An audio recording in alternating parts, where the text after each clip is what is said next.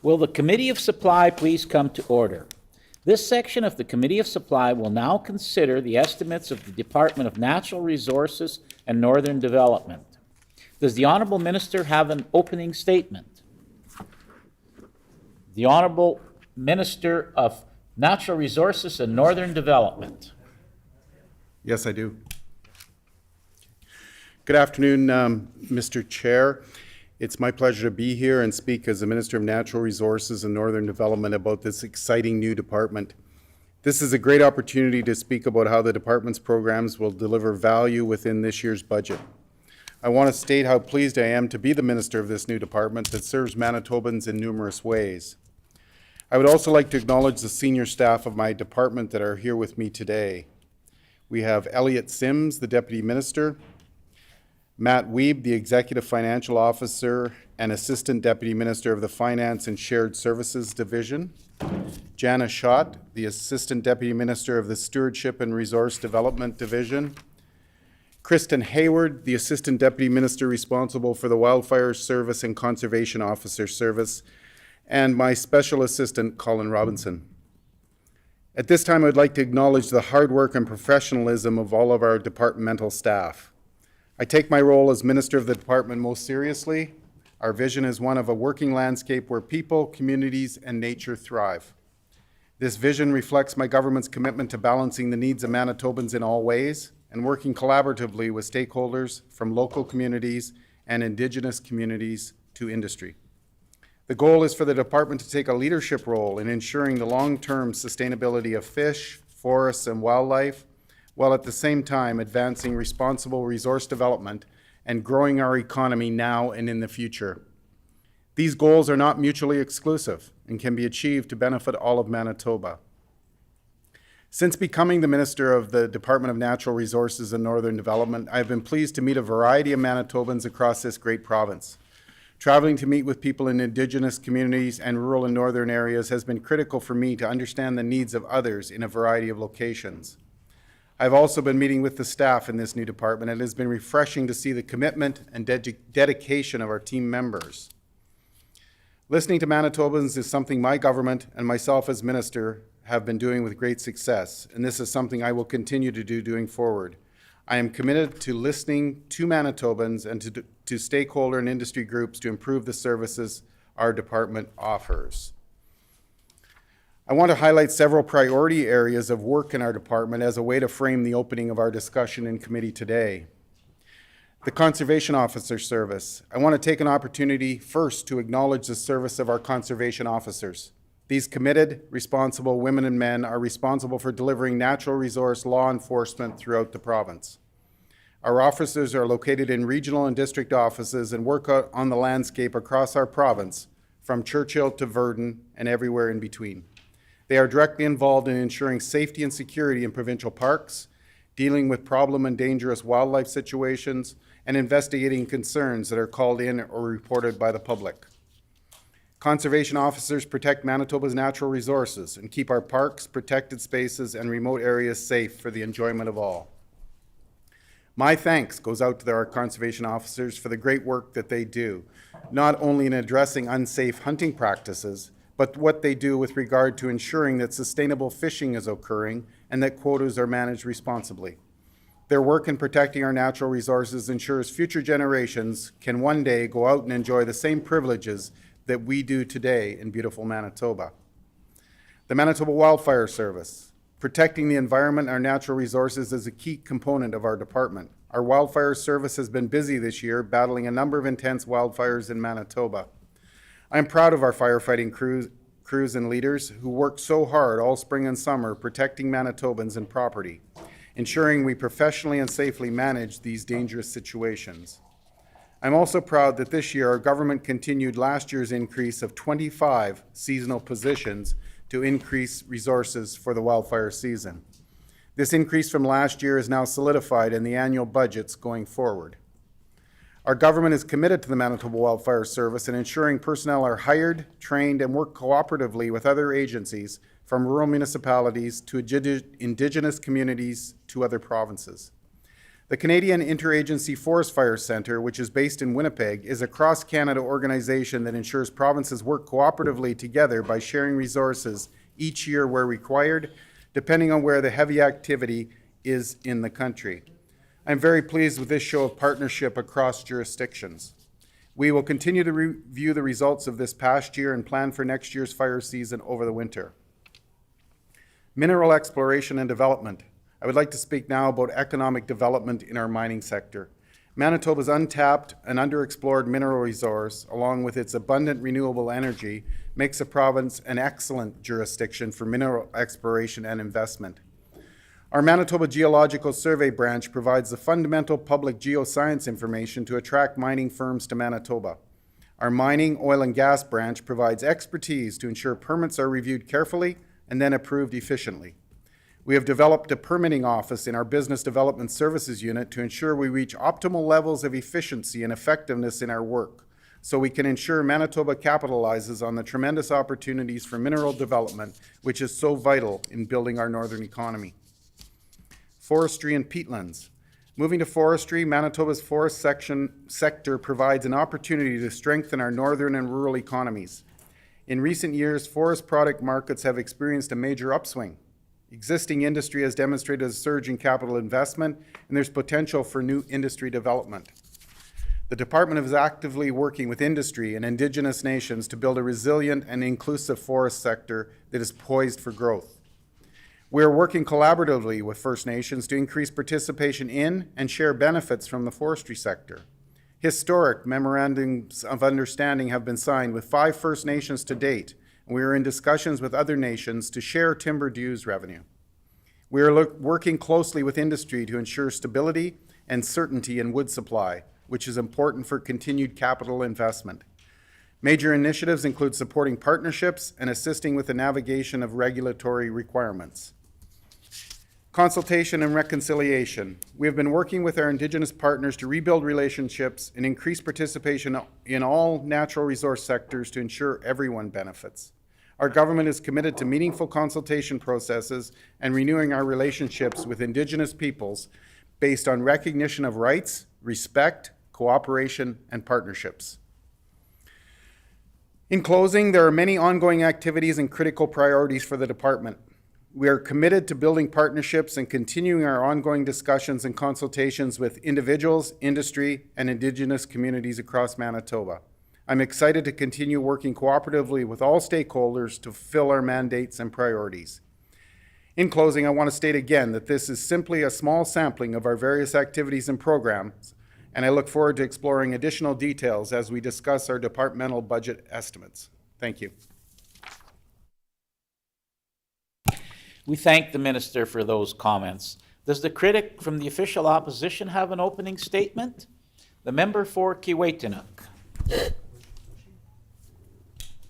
Thank you, Mr. Chair, and thank you to the minister for those opening comments. And I must say, and congratulations. I guess this is kind of the first formal time to be able to say congratulations to your new appointment to the ministerial position. I must say we were left with some hope that, in fact, this was going to be a very positive appointment, and we're looking forward to working together in a positive way. And when I say we, I'm not just referring to ourselves as official opposition, but I'm also hearing those kind of encouraging words from Manitobans from all over Manitoba in hopes that there will perhaps be a more positive impact in regards to how Manitobans are engaged and supported throughout Manitoba. And of course, when we talk about natural resource and northern development, natural resources, of course, vastly in the central northern part of the province, more so than in the south, and northern development obviously speaks for itself. So it's very encouraging to see, hopefully, your will to be able to have discussions in an open way on a number of different files, a number of different categories. You had mentioned fire suppression, mining, conservation officers, inclusions, consultation strategies and such.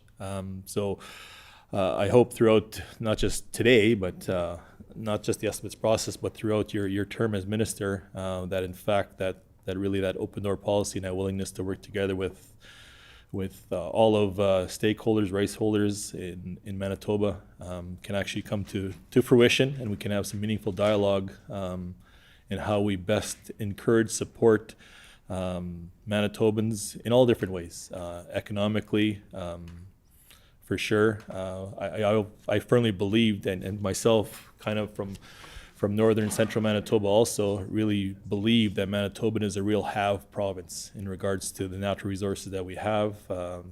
We have an abundance of forestry and water, a lot of natural resources that I think we need to really not just take advantage of, but really enhance, grow, and secure for future generations. So thank you for those opening comments, and I think we'd like to get started. We thank the member for that statement. Under Manitoba practice, debate on the minister's salary is the last item considered for a department in the Committee of Supply. Accordingly, we shall now defer consideration of line item 25.1 brackets A contained in Resolution 25.1. At this time, we invite the minister's staff to join us at the table.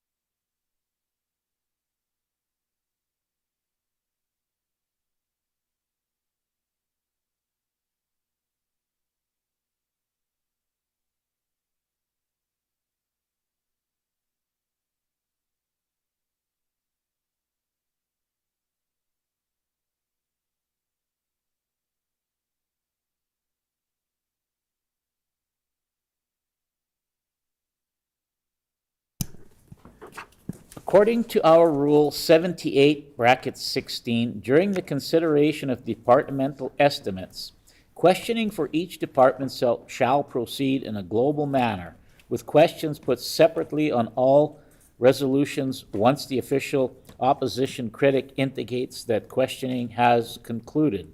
The floor is now open for questions. The member for Kiiwetinoong. Thank you, Mr. Chair. I was wondering, can the minister undertake to give a list of all technical appointments in his department, including names and titles?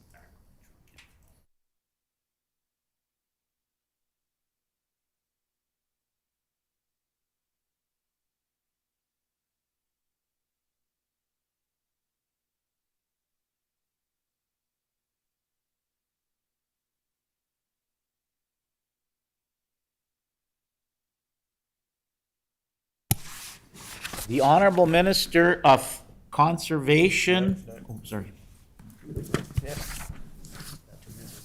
Natural Resources and Northern Development. Thank you very much, Mr. Chair, and thank you very much to the member from Kiiwetinoong for his opening comments there. I certainly look forward to working collaboratively with all Manitobans, all stakeholders, and with my fellow members across the floor as well for the good of Manitoba. I think I've pledged that to you personally, and I'm looking forward to continuing to collaborate with you as we move forward. Yes, certainly, we'll certainly provide the information you required. We'll provide it to you. The member for Kiiwetinoong. Thank you, Mr. Chair. Can the minister undertake to give an organizational chart that lists all the employees in the program areas?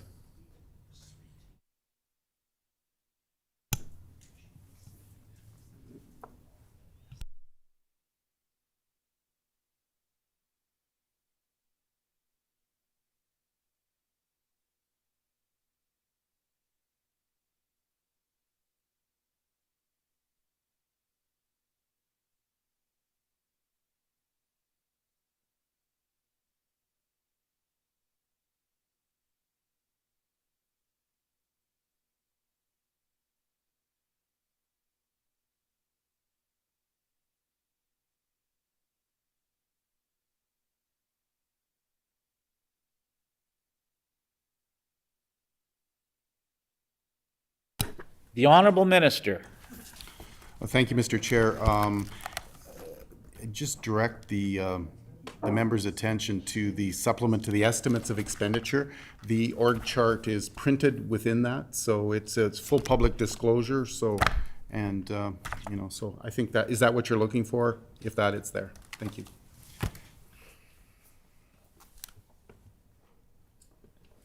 The member for Kiiwetinoong. So just to be clear, then, the org chart that was provided in the estimates book, then that's the list of all the employees in the program areas?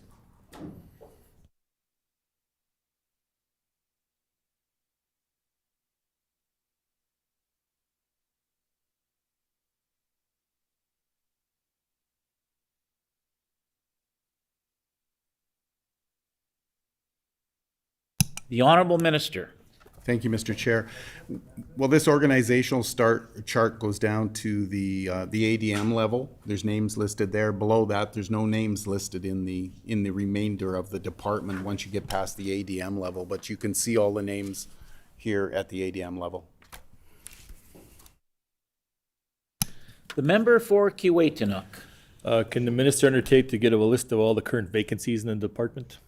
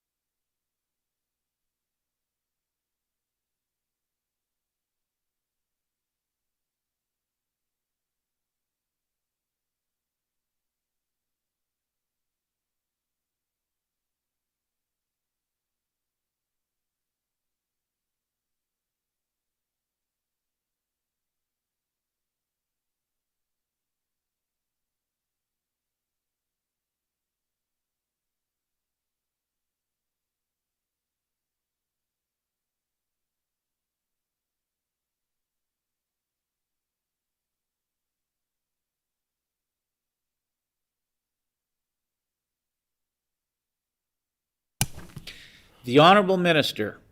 Thank you, Mr. Chair. I'm told that by the end of November, we have to proactively disclose all our vacancies in each individual department in government, and that will be disclosed. I can say to you today that we have approximately 120 vacancies within the department. We have a total of approximately 450 positions total, so 120 of them are vacant.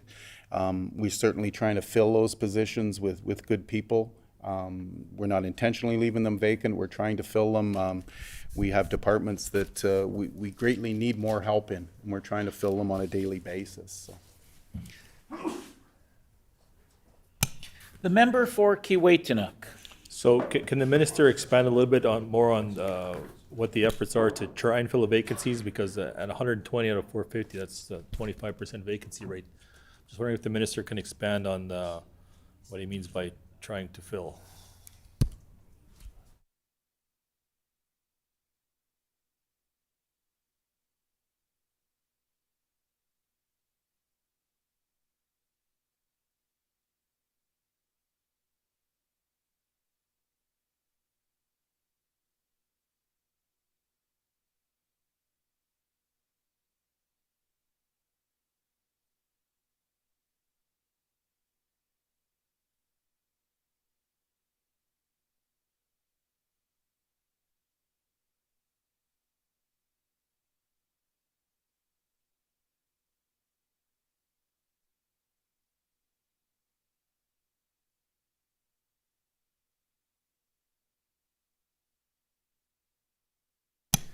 The Honorable Minister. Well, thank you, Mr. Chair. The member will understand that this department was just formed in January. So we haven't had, we inherited a lot of vacancies when the department was carved out of ARD. And so we've been working with the Public Service Commission to fill these vacancies as quick as possible. I think the member also needs to keep in mind that some of these positions are highly specialized in the mining and the forest industries, and you'll understand that the labor shortage across Canada and indeed across North America, there's a lot of competition for talent. So I just want to assure the member that we want people in these positions as quickly as possible. Our renewed focus in mining, the critical minerals here in Manitoba, we're very interested in providing support to industry as much as we can. So we are attempting to fill these positions just as quickly as possible. The member for Kiiwetinoong. Thank you, Mr. Chair.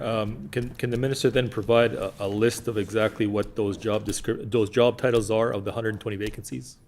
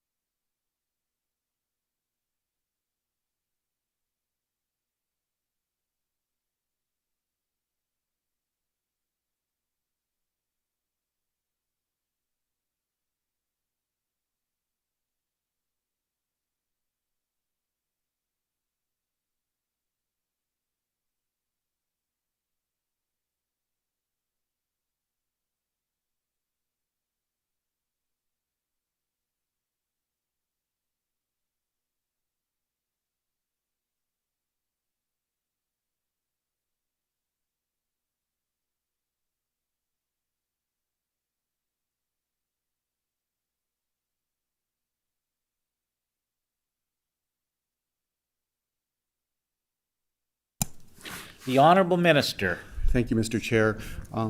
It's pretty hard to provide a list because that changes on a daily basis. I think, like I've said, a lot of these positions are highly specialized, resource technicians, you know, people who may work in our minerals department, in the geological survey department, where they need to have special skills.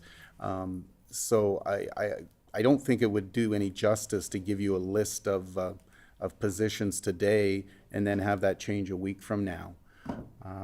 I think that, you know, our conservation officer's service, for example, is 20% short of people as well. There's just no people to hire right now. So I just want to give you the assurance that, you know, these positions aren't vacant by my accord. I want to fill them as quickly as possible. I want our government to be fully staffed so we can do the good work of protecting the natural resources and working with communities to expand on natural resources for economic development. The member for Kiiwetinoong. Thank you, Mr. Chair. Well, with all due respect, I mean, the 120 vacancies that were announced today, out of 450, I mean, it was announced today, and I'm sure it was still vacant yesterday. So, in regards to it changing on a daily basis, and I'm getting the impression then that I really don't understand exactly how that changes on a daily basis. So let's pick today, for example, and let's use today as the benchmark then to put a list of those 120 vacancies and those job titles today. Can we do that?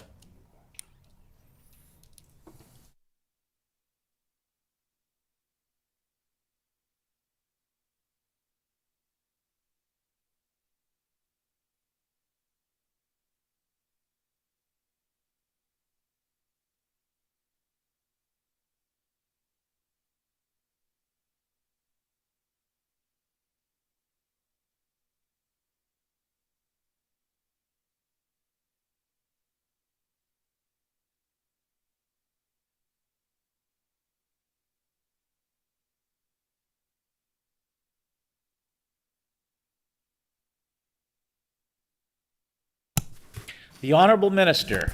Thank you, Mr. Chair.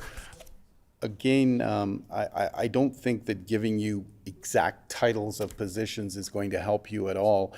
For example, we could hire 3 or 4 people today and we could have a couple retire. Positions and spots will change on a daily basis. Here's some job descriptions that we're hiring for: policy analysts, clerks, conservation officers, resource technicians, foresters, geologists, and administrative officers. So, you know, and some of those will work through different departments depending on where the vacancies is. But that's the general of what we're short, is those type of people. The member for Kiiwetinoong. Thank you, Mr. Chair. I'm just wondering, I just find it odd. I mean, you were talking about 120 out of 450 vacancy spots, and then not being able to truly allocate exactly what those positions are. So I'm just curious, how do you expect to fill them if it's changing on a daily basis? And if it's changing on a daily basis, I'm then led to believe that if you hire 10 today, 10 are leaving tomorrow, and it's always going to be at 120. So I think for Manitobans, they would like to actually see what list that is, and that list of vacancies, like you're talking about, trying to recruit for highly specialized areas, highly specialized workers, and in various positions within the department.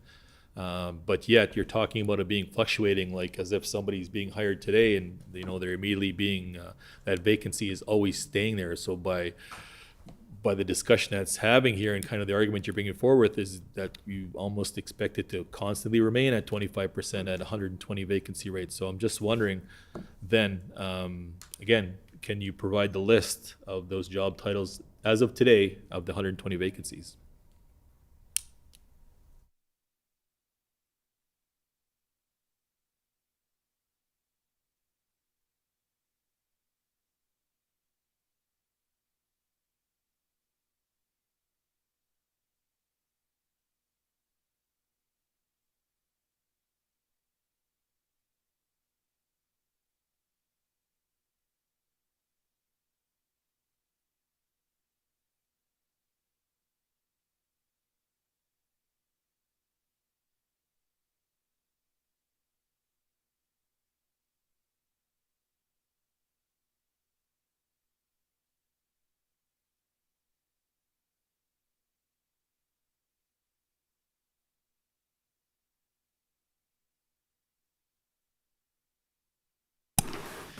The Honorable Minister.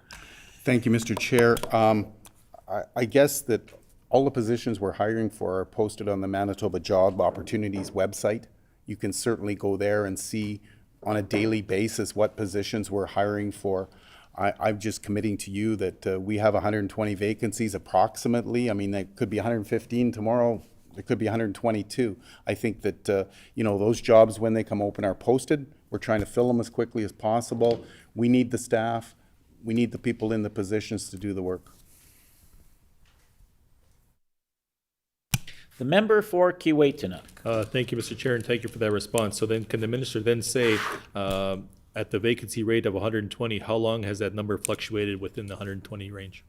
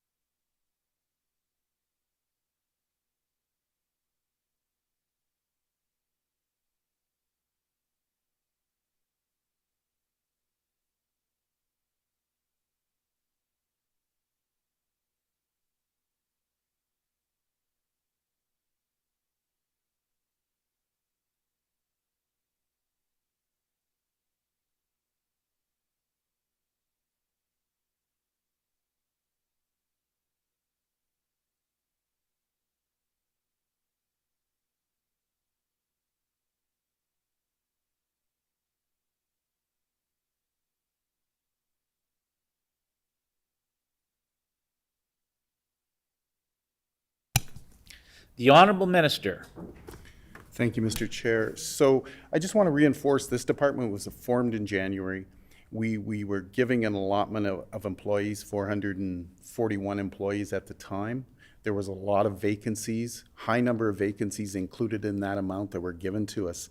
The budget that the 22-23 budget here, if you look in the supplement to estimates of expenditure on page 22.9, our key initiative is to increase the rate of filling vacant positions for critical services to ensure a reasonable work-life balance.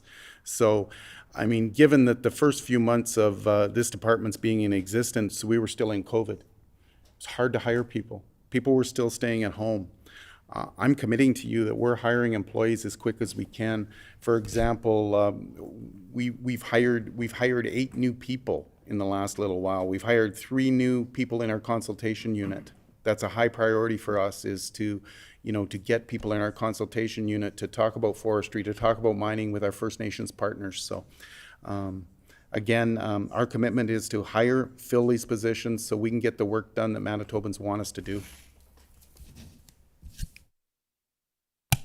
The member for Keewatin. Thank you, Mr. Chair. So the minister is committed then to filling vacancies as quickly as possible. So could he provide then benchmarks as to when, and a timeline as to when percentage-wise they may be reduced? For example, you're at 120, and understanding it fluctuates the position here and there.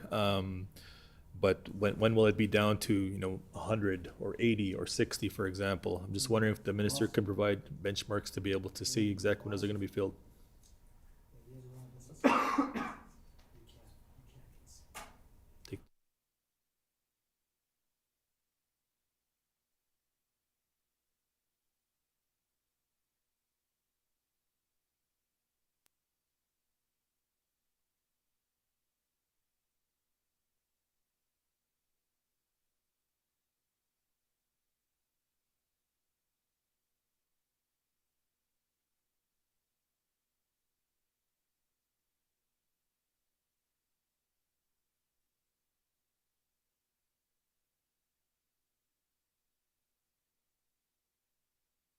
The Honorable Minister.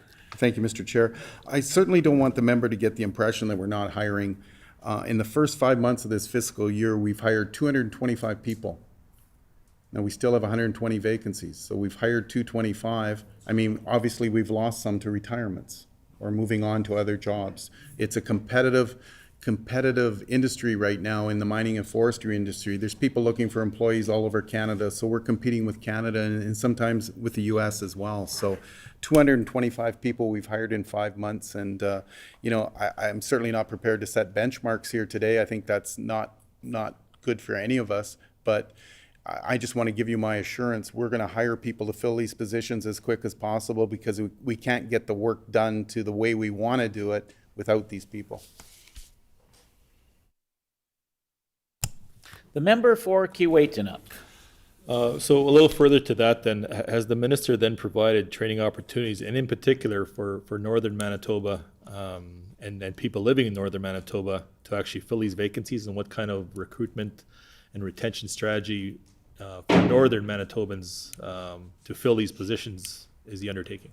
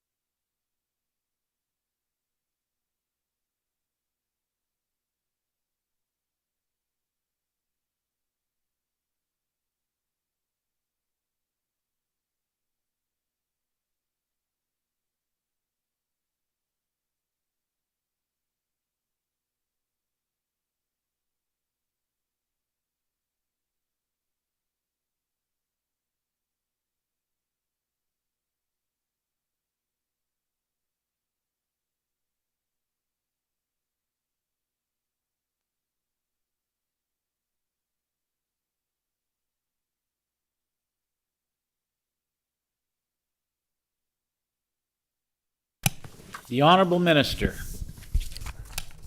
Thank you, Mr. Chair. So I'm told pre-COVID, we would run career fairs in the north often to try to promote the positions we have available. Obviously, COVID didn't allow us to do that. Again, some of these positions are more specialized, and obviously, we'd love to hire specialized people from First Nations in the north to do those type of jobs, but realistically, they're not available a lot of times. So we are working certainly with our First Nation communities, and I'm pleased to have traveled up to 4 or 5 First Nation communities, meet with the chiefs, develop a relationship with them, working with them on forestry initiatives, ensuring that their citizens have the ability to participate in programs. We're training people in these communities for tree planting programs, reforestation programs. Our wildfire service will hire people when available in situations up north as well. So I think that it's the jobs are available to everyone, and I think that we'll likely get back to career fairs as we move forward.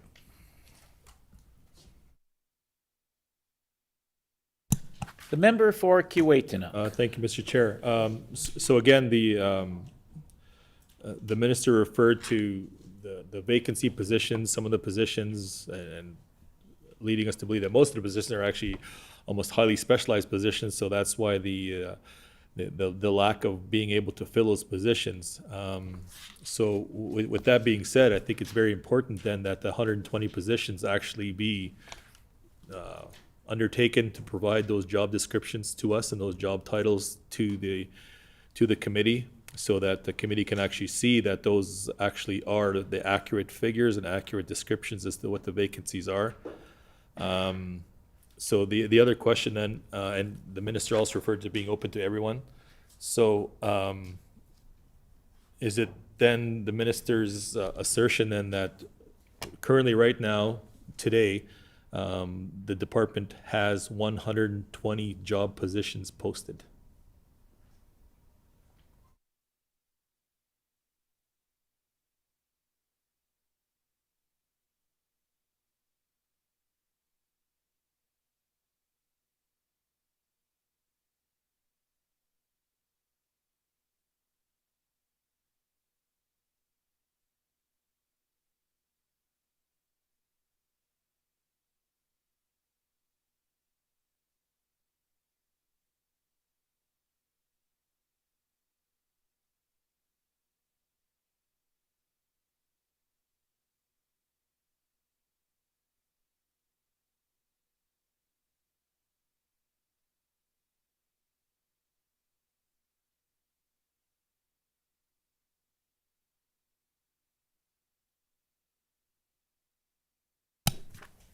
The Honorable Minister. Thank you, Mr. Chair. Again, I think the member will appreciate this department's been here for 9 months. We inherited a lot of vacancies. We filled 225 of them. A lot of filling vacancies requires classification changes, things like that. The positions that came over maybe weren't exactly classified the way we need them in our department. Again, you can go to the job website and see exactly what positions are posted. I can't commit to you that there's 120 posted today. I mean, there could be 125 posted today and 90 posted tomorrow, depending on which vacancies are being filled over time here. So that's back to my point that the number changes on a daily basis, and giving you a list of positions today doesn't mean they'll be here tomorrow. And as to the training part, again, as I said, I think I listed 6 or 7 different classifications where we're looking for people. That type of training maybe can't be offered locally. It has to be offered, at post-secondary educations, perhaps even, university level and things when you get to geologists and stuff like that. So again, we're certainly working with First Nations where we can, and we're providing opportunities where we can.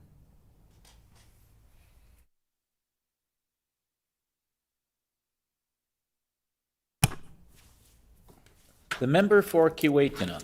Thank you, Mr. Chair. So again, I'll go back to not looking for the window. We're looking for them today. I mean, the minister is also here with his staff, so I'm sure the number is readily available as to what the job postings, the number of job postings for the department are today. We've thrown out the number of 120 out of 450, inheriting 441, hiring and bringing over 225. So again, using today then as the benchmark, what are the job postings that are in the department as of today?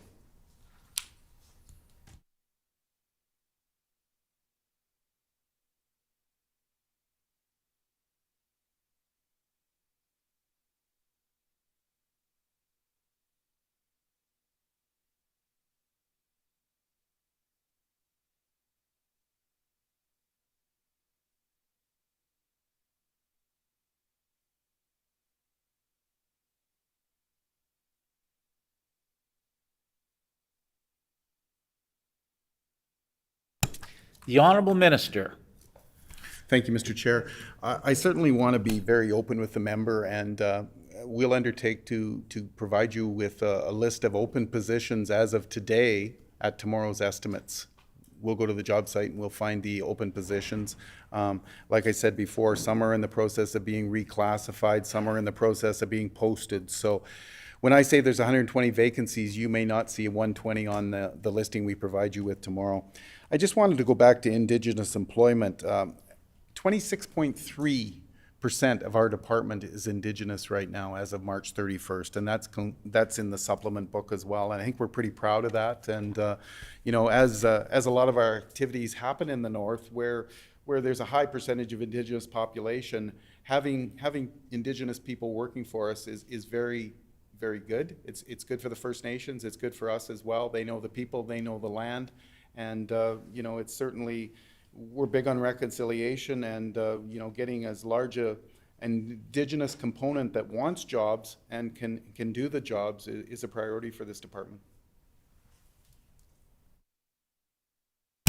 The member for Kiiwetinoong. Oh, okay, so that's a pretty good segue into my next question then. The minister has spoken about reconciliation and the commitment in his department's commitment to reconciliation. But as per the estimates book, the percentage of department employees who are participating in reconciliation training, the target is only 10%. Why is that the case?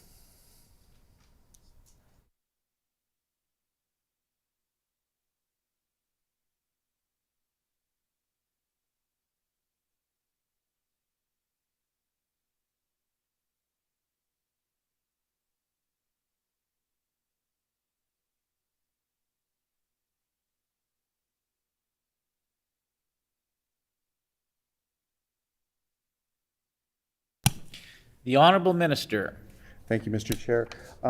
Is the member talking about page 22 of the supplement, where our percentage of department employees who have completed the mandatory respectful workplace training, our target is 90% for this year. That's our target. Since creating a new department, is that what you're talking about, our target of 90%? The member for Kiiwetinoong. No, if you look one page previous, page 21, percentage of department employees who participate in reconciliation training. I didn't refer to respectful workplace, I referred to reconciliation training, and your target is 10%. Why is that?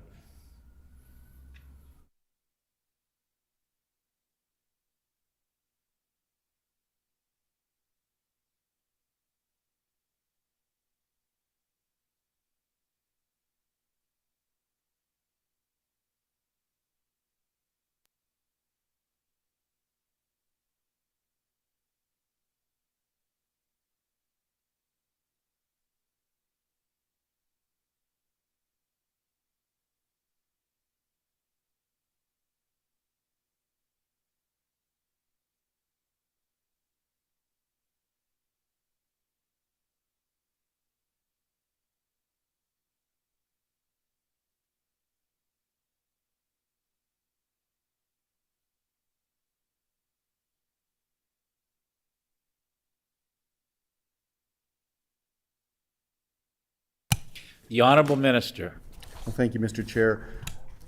In talking to my staff here, they think the number has been reversed. It should be 90% in there.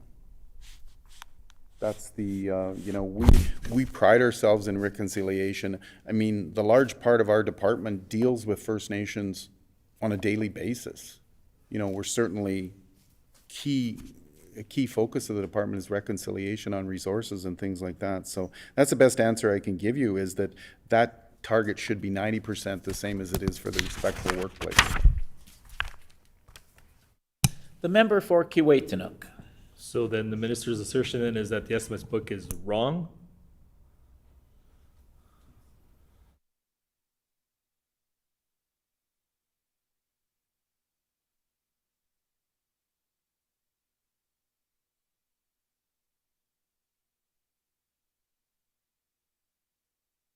The Honorable Minister. It's one of those yes or no answers.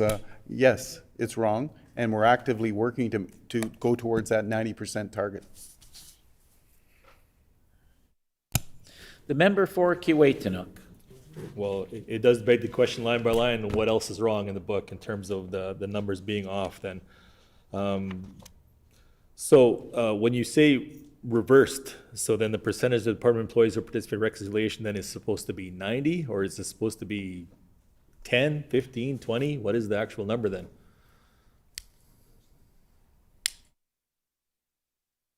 It should be 90% in there. The Honorable First Minister. Oh, sorry, not First, the Honorable Minister. Yes, thank you, Mr. Chair, sorry. Yes, it should be 90% in there. The member for Kiiwetinoong. So why is the number and the target 100%?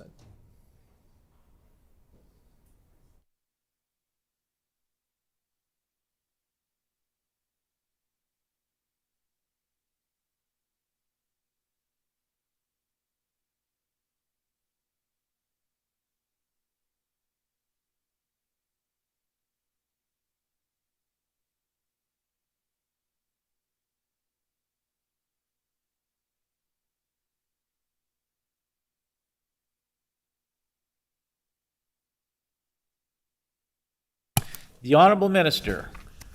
Thank you, Mr. Chair. I think the member can appreciate with staff turnover, having 100% rate for reconciliation training or any type of training is unachievable. As those people are hired, it takes time to train them, especially field staff. We may hire people in the north that we have to bring into Winnipeg for reconciliation training. So that's a discrepancy. We're looking for 90%. You know, depending on the staff turnover and things like that, it could be higher, it could be a bit lower. The member for Kiiwetinoong. Thank you, Mr. Chair. Well, honestly, I expected the simplest answer to be yes, we're targeting 100%. That should be the goal, to target 100% in terms of reconciliation training, and not say, you know, they're far away, so we don't want to be inconvenienced with being able to have somebody attend something that's so important, not just to this department, but to government overall. So I would think that the target would be 100%, but it is what it is from the minister's response. But getting back to the fact that the number is wrong,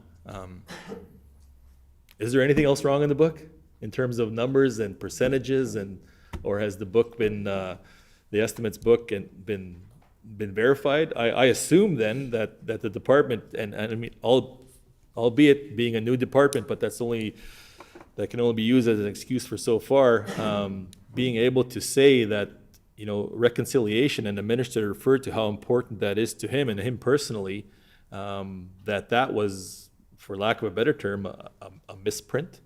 Or was it the actuals? And can we expect then a new estimates book with the actual correct figures and percentages?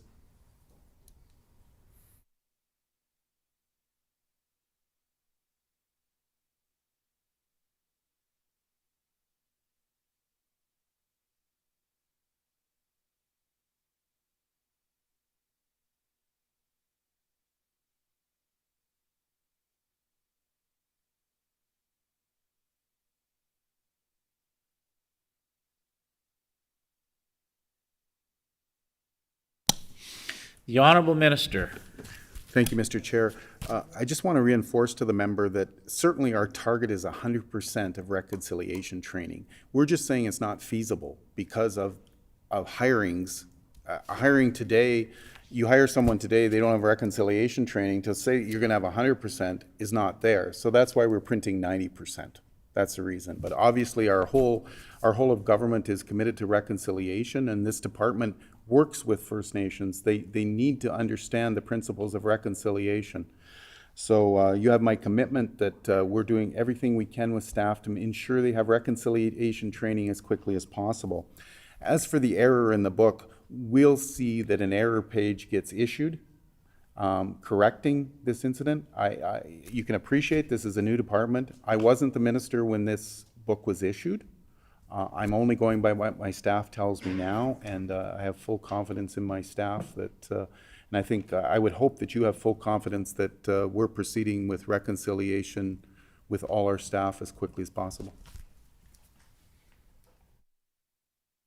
The member for Kiiwetinoong.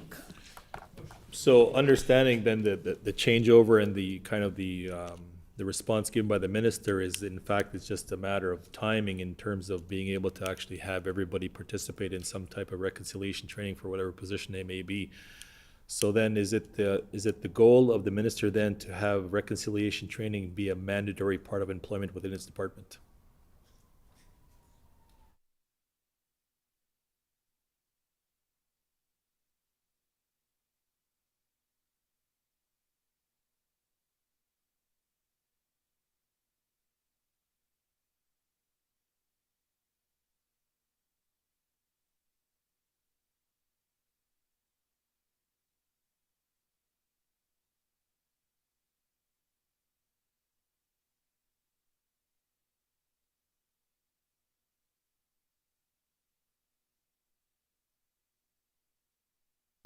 The Honourable Minister.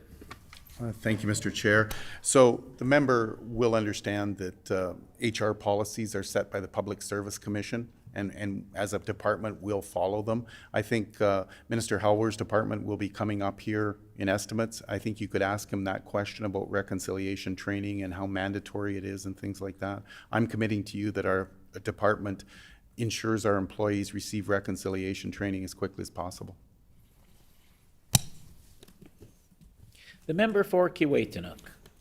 So is it fair to say then that the minister around the cabinet table will actually recommend and that employees in this minister's department will in fact have mandatory reconciliation training, understanding maybe the protocol comes from a different minister's department, but will the minister advocate and ensure and lobby that the Minister of Labor to ensure that reconciliation is a mandatory part of hiring in his department?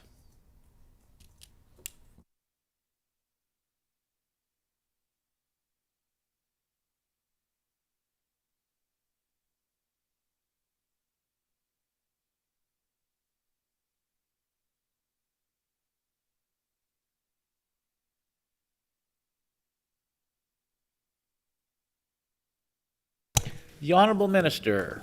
Thank you, Mr. Chair.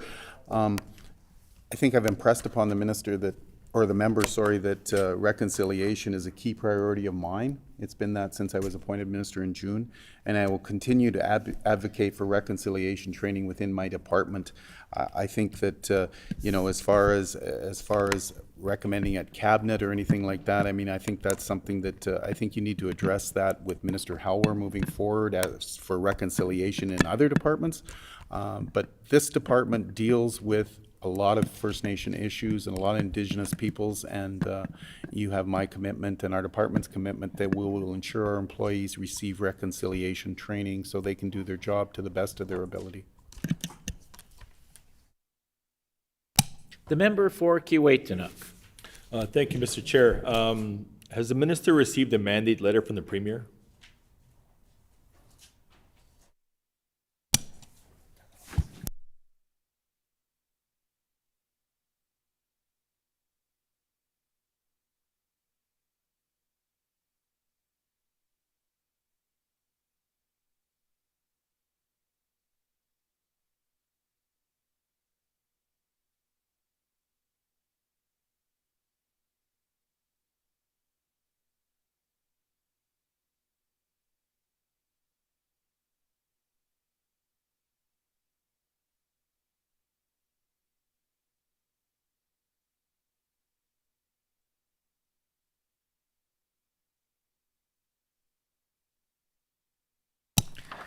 The Honorable Minister. Thank you, Mr. Chair. If the member will look on page 15 of the supplement again there, I think it has our scorecards, priorities, and objectives. I've been working with that. I've also been working with the throne speech. I think if you go back to the throne speech, you'll see some of the priorities set for natural resources, which I've been following. Since I've been appointed minister, the Premier has certainly reinforced our commitment to mining here in Manitoba. So obviously that's a key priority for our government. The forestry MOUs that we signed with the First Nations and will be continuing to sign moving forward are certainly a sign of reconciliation as well. So again, it's an economic development focused with our First Nation Indigenous partners in the north, ensuring that they share in resource revenues moving forward, and that we create an attractive investment climate here in Manitoba for industry to come to Manitoba and do business.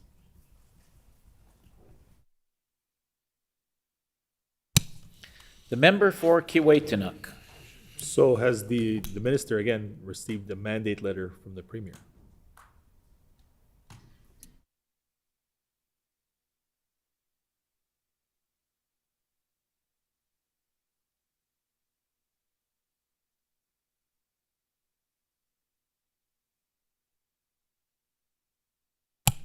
The Honorable Minister.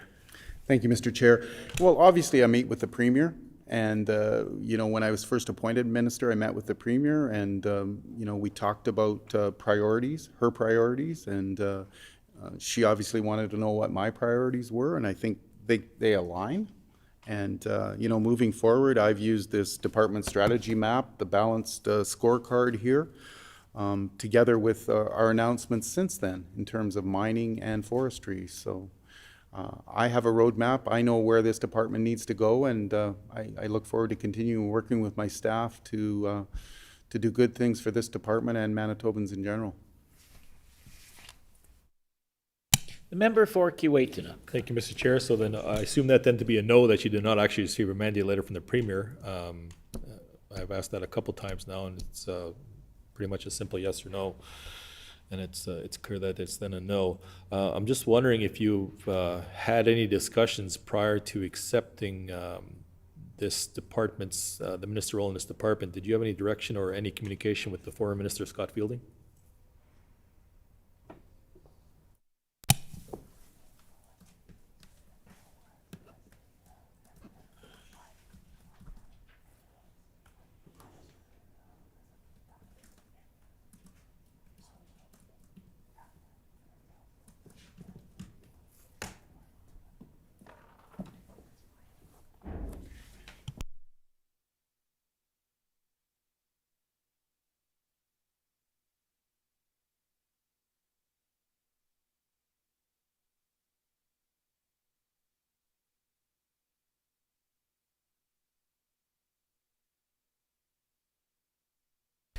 The Honorable Minister. Thank you, Mr. Chair. As the member will know, Minister Fielding was a very dedicated MLA, a very dedicated minister, and as a rural MLA, his office was always open to me to talk to him about, so since he was appointed the minister, when he was appointed the minister, I had several informal discussions with the minister about the conservation officer service and perhaps how it should be revitalized and things like that. But no, I didn't have any formal meetings with Minister Friesen. Minister Friesen resigned as a minister. Minister Lajimodier was acting minister for 3 or 4 days there until my appointment. So I had no formal meetings with Minister Friesen.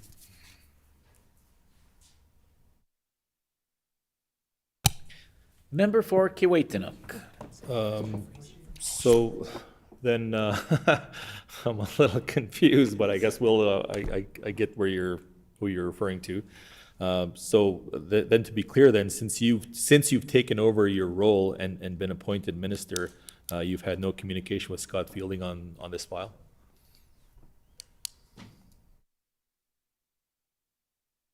Before we continue on, I'd just like to advise that we should be using ministers' portfolios and not their names in discussion, but the first minister. No. Sorry, not the Honorable Minister. Thank you, Mr. Chair. So sorry, on the answer to my last question, I shouldn't have said the Minister of Finance. I meant the Minister of Natural Resources. I had no formal conversations with the Minister of Natural Resources before I was named to the position, no formal meetings with him, or after. So just repeat your last question if you would. The member for Kiiwetinoong. I'm just wondering if the minister, since he has been appointed to be Minister of Natural Resource Northern Development, if he's had conversations about this file with Scott Fielding after he's been appointed minister.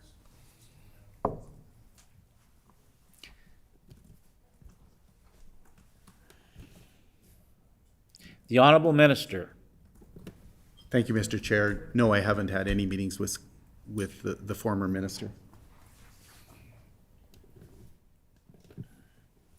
The member for Kiiwetinoong. Can the minister provide us with a list of the northern communities, including the First Nations he's visited since he took on his role as minister?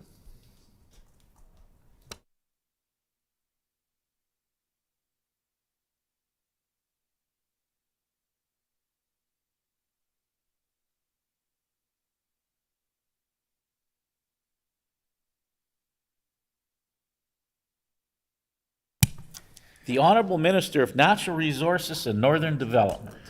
Well, thank you very much, Mr. Chair. I'll just start out by saying I haven't been to as many First Nations as I would like to, or as I've been invited to. Time just hasn't allowed me to do that.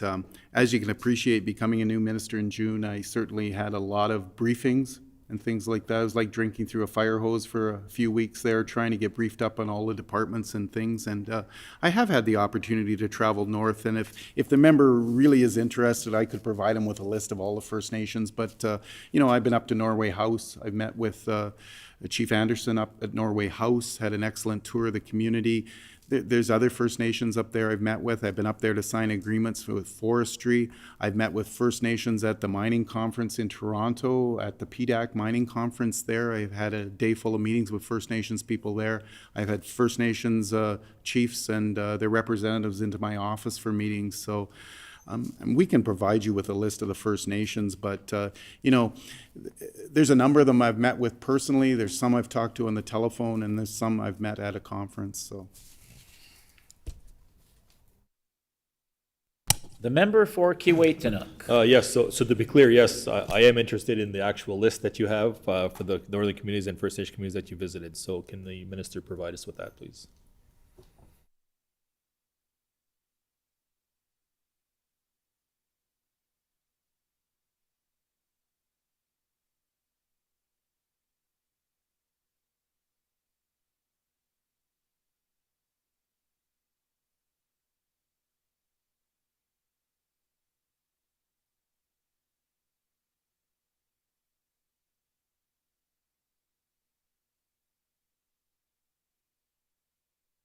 The Honorable Minister of Natural Resources and Northern Development.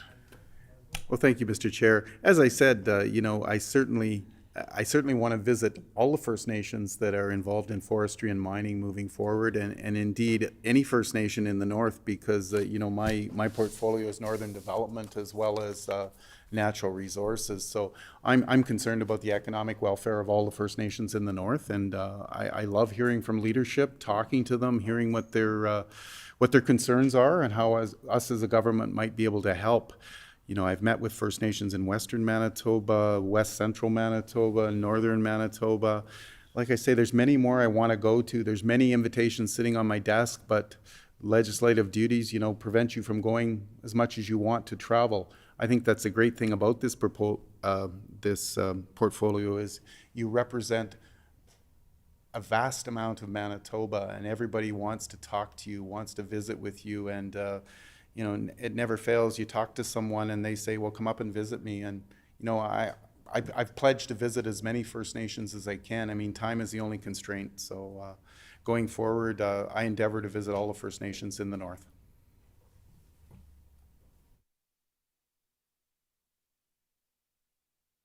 The member for Kiiwetinoong. So again, can the minister provide us with a list of the communities that he in fact has visited?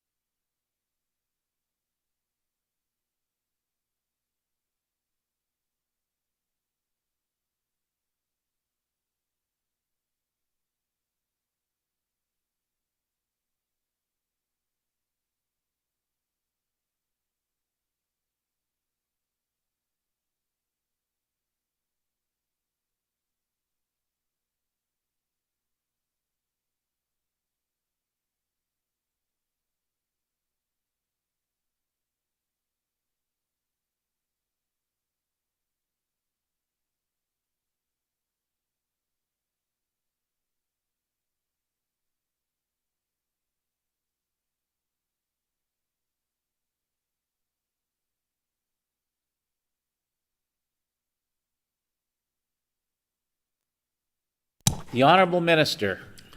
Thank you, Mr. Chair. So I do have a few in front of me here that, you know, again, I couldn't list them off the top of my head. I've been to Norway House, like I said, Mississippiwistic, Chemawawan, Opaskwayak, Sapatowayak, Wuskiwisipik, Masakahikan.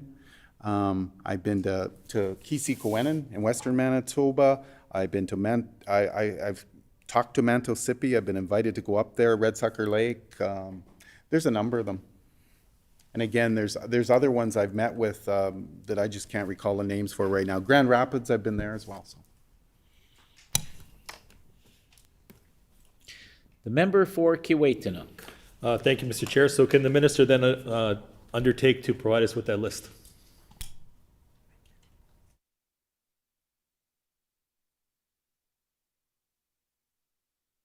The Honorable Minister. Thank you, Mr. Chair. I think I just gave you the list of the ones that I've visited.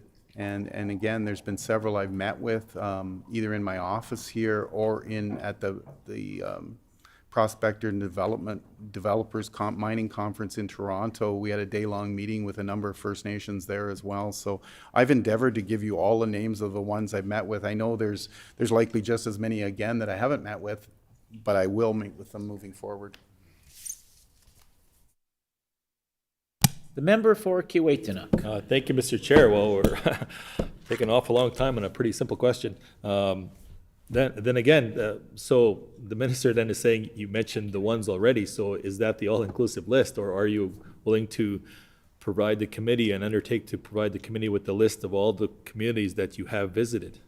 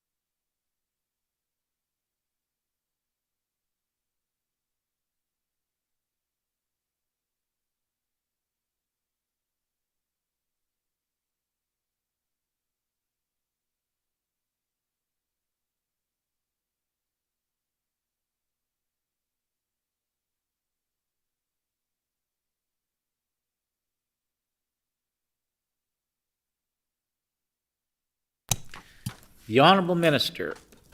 Thank you, Mr. Chair. Well, as you are aware, the former minister met with First Nations as well. So, I mean, I can't commit to how many First Nations he's met with. I've told you the First Nations I've met with. And I just want to say that, you know, when I've been up north, I've advised your colleagues that I'm visiting First Nations, and I've welcomed them to join me at these First Nations as well. And, you know, the member for the PAW-Kamisak joined me in the PAW for the signing with OCN that day. And so, you know, it's always a pleasure to travel to the north and visit these First Nations. And I know the member's curious about who I visited, so I've listed them all. I'm being quite open in who I visited, and I'm pledging to visit as many more as I can as time permits. The member for Kiiwetinoong. Thank you, Mr. Chair. Okay, I guess we can always go back and visit Hansard to the last couple of responses and look at the quote-unquote extensive list that was mentioned, which wasn't very many, in regards to what the communities that were visited. But again, we asked that question a number of times, and it was a pretty simple answer, I would think, to be able to undertake the list of communities that were visited. But I do have some questions on fire suppression. Can the minister provide us with a number of forest fire attack crews that are stationed in northern Manitoba?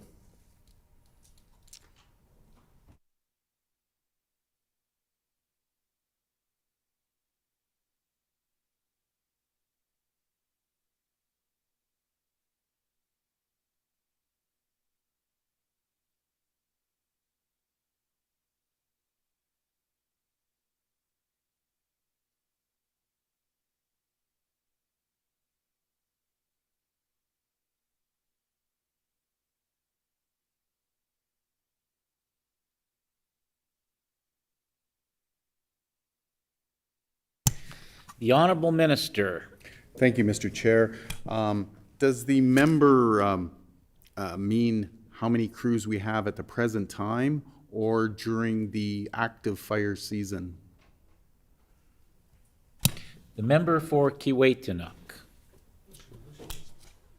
Well, let's use June as the benchmark for that. June of 2022. How many crews were active in that time?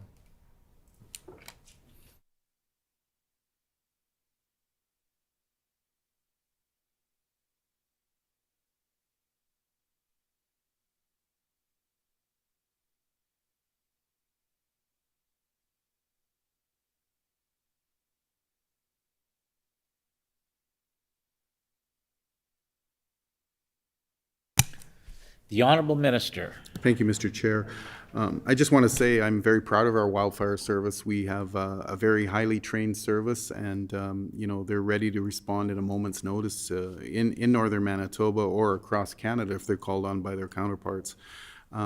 We had 40 highly trained attack crews across the province in June, operating out of 7 bases, and there's 20-plus satellite bases where necessary, depending on the fire demands.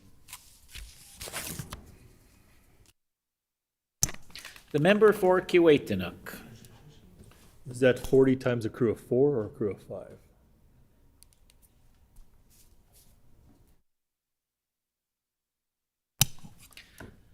The Honorable Minister. Thank you, Mr. Chair. I'm told 4 or 5, depending on the crew. The member for Kiiwetinoong. Can the minister undertake to provide us with a list of the crews are allocated to which communities, which bases?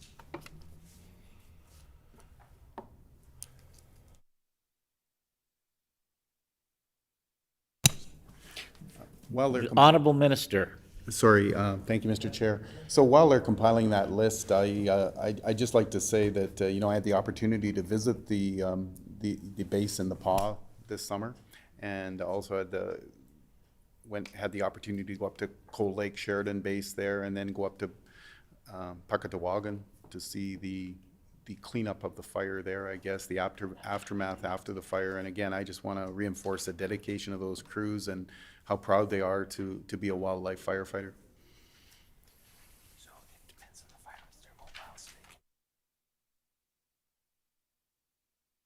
Question, those crews are mobile. They can be deployed anywhere, wherever the greatest risk is. They can be pre-positioned there if there's a greater risk in a certain area. So they're very mobile. Those, on any given day, they could be in different places depending on the fire risk. The member for Kiiwetinoong. I guess the question is, where are they based out of? For example, Bissett, for example. Or how many of those crews would be based out of Bissett, just as an example, using Bissett as an example?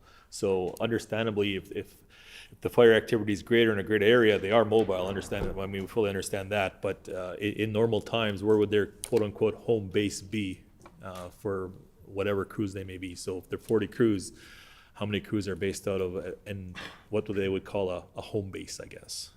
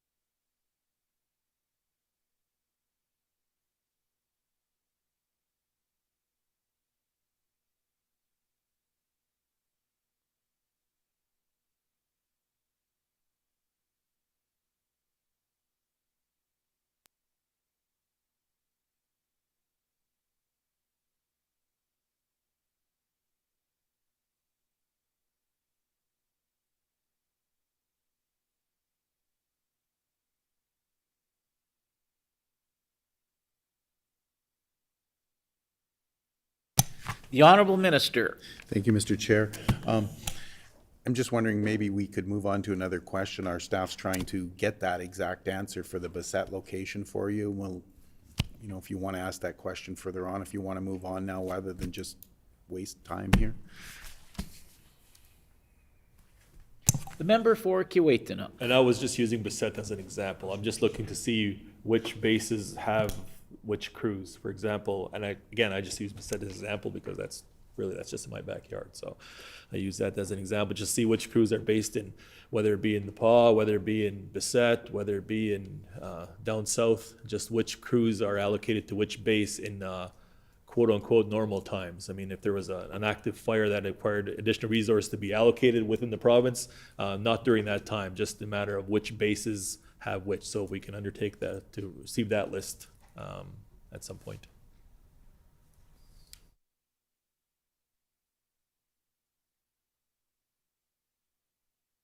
Oh, the Honorable Minister.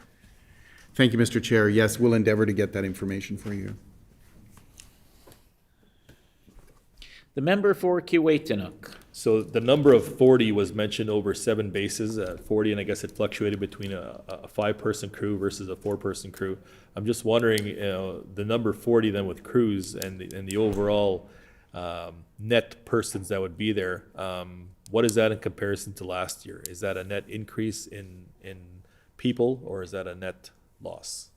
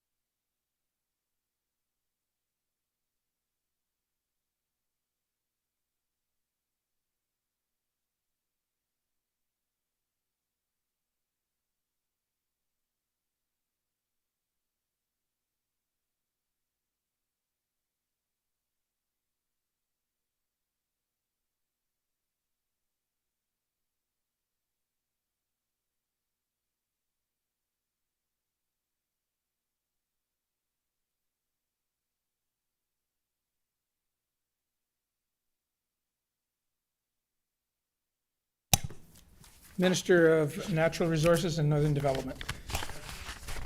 Thank you, Mr. Chair. So as I said in my opening statement, you know, last year was a terrible year for wildfires in northern Manitoba, as you will well know.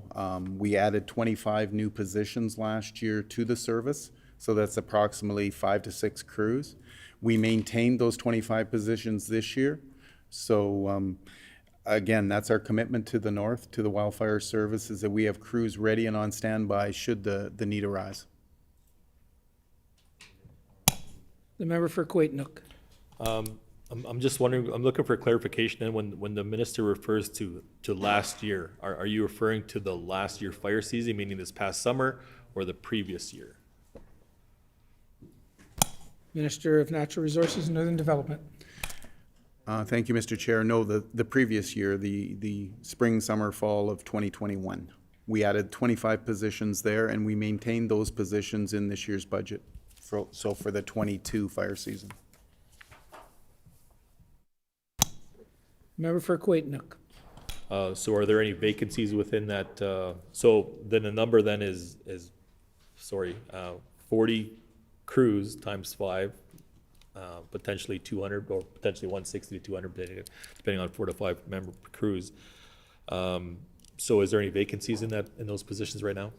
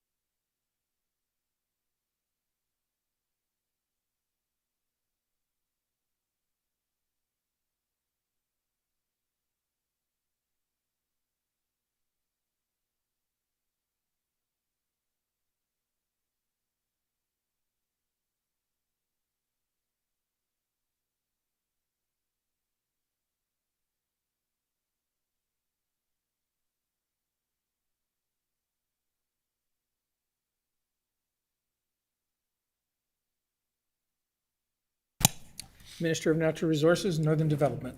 Thank you, Mr. Chair.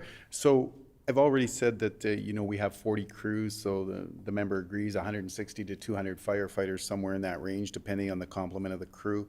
If we have a vacancy and we can't fill it right away, we can bring in retired firefighters from the north. We endeavor to have these crews fully staffed during fire season. And I mean, I think that if the fire season gets very extreme, we can access our resources from across Canada as well to bring in extra crews to help us attack the major fires, because again, as you well know, there's more than one fire burning at the same time often. Member for Quaitnook. So how many retired members were brought in last year?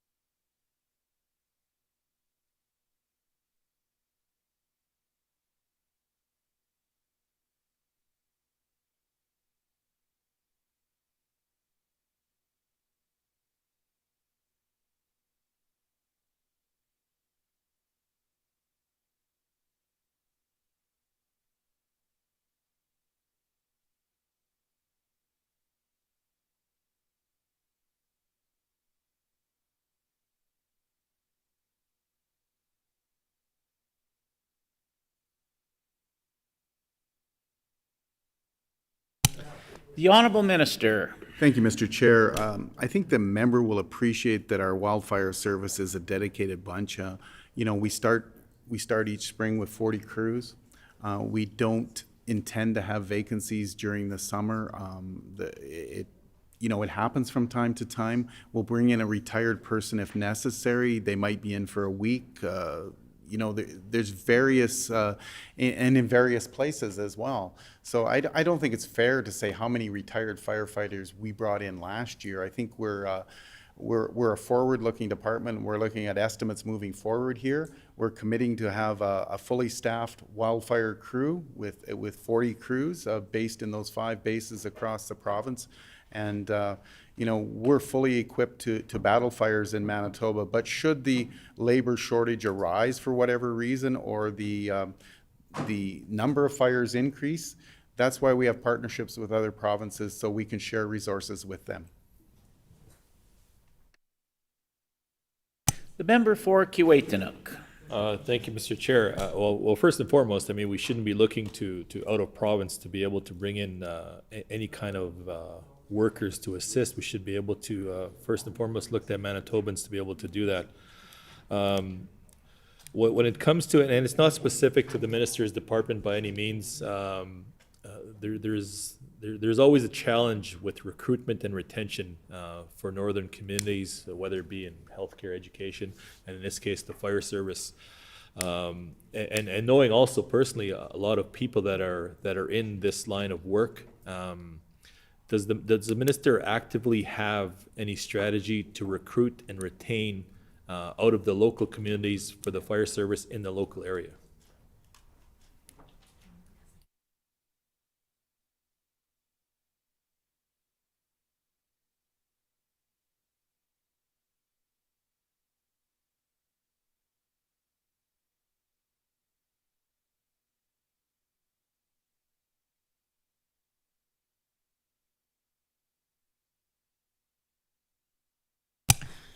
The Honourable Minister. Well, thank you, Mr. Chair. I just kind of want to take exception to the member's comment about we shouldn't be relying on other provinces. We don't rely on other provinces on a day-to-day basis or week-to-week basis, but if we have a crisis, that's what mutual aid's about. So there's mutual aid in the wildfire service whereby you know, we have a number of fires in Manitoba or a huge fire where we need more resources and personnel. That's why we have reciprocal agreements with our fellow provinces to bring people in. Manitoba sent resources to other provinces before, and we're not hesitant to bring them in if we need them. So I'm not sure that the member actually meant what he said there. Mutual aid agreements are also in effect between municipal fire departments. You have a major blaze in a community, you can call in mutual aid from out and about. So I would hope the member's not suggesting that we shouldn't partner with our other provinces on wildfire service mutual aid as well. Member for Kiiwetinook. I absolutely mean that Manitoban should be the first priority for employment in any case, whether it be emergency or otherwise. And it seems to be the first go-to should not be actually to get outside of the province and ask for assistance from other provinces when we do have a number of people with a vast number of experience in wildfire suppression in the north, in particular in First Nation communities. There's a number of them, and I believe you would categorize them in previous years as EFFs. That's something that's very prominent in our communities. And I have seen and I have talked to visited a number of communities where when emergencies arise, they're actually left to to not even call to assist in an emergency, but for the most part, they're not the first call. So I do absolutely mean that Manitobans should take the first priority to be able to assist. So the question was, does the minister have an active engagement to recruit and retain people in northern Manitoba from the communities in northern Manitoba to participate in the fire suppression program?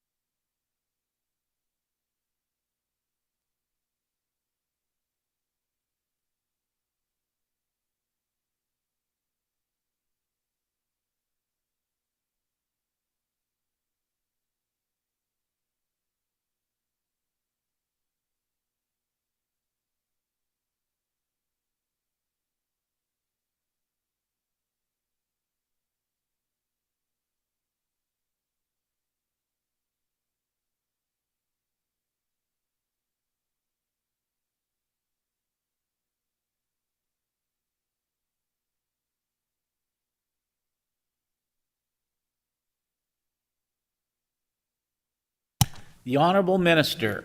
Thank you, Mr. Chair. So I think maybe the member and I are talking about two different things. You know, certainly, you know, we have major blazes where we need more qualified people to come in. We need more equipment. We're going to use mutual aid. For the most part, we use EFFs when we can in northern Manitoba. If you look at the supplementary estimates there with the 26% Indigenous employment, a large portion of that would be EFFs, firefighters in the north.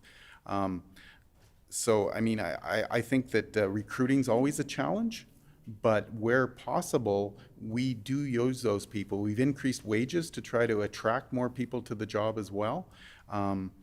So you will understand, I think, that the EFFs are used mainly in the cleanup and I guess a non-initial attack. That's where our 40-member crews come in. So, you know, we certainly endeavor to hire from everybody from Manitoba. The mutual aid component is just brought in if, you know, if we have too many fires in Manitoba or too major a fire like any other province would do. The member for Kiiwetinook. So again, is there a strategy then to recruit and retain, even if you have, for example, if you want to almost stage it in terms of EFFs, even though for the most part, and I'm not sure if the member's familiar with EFFs themselves, but I mean, they're very, very experienced firefighters in their own right. So is there then a strategy then to retain perhaps a pool of employment so that when opportunities arise, there's already, you're not training somebody from step one.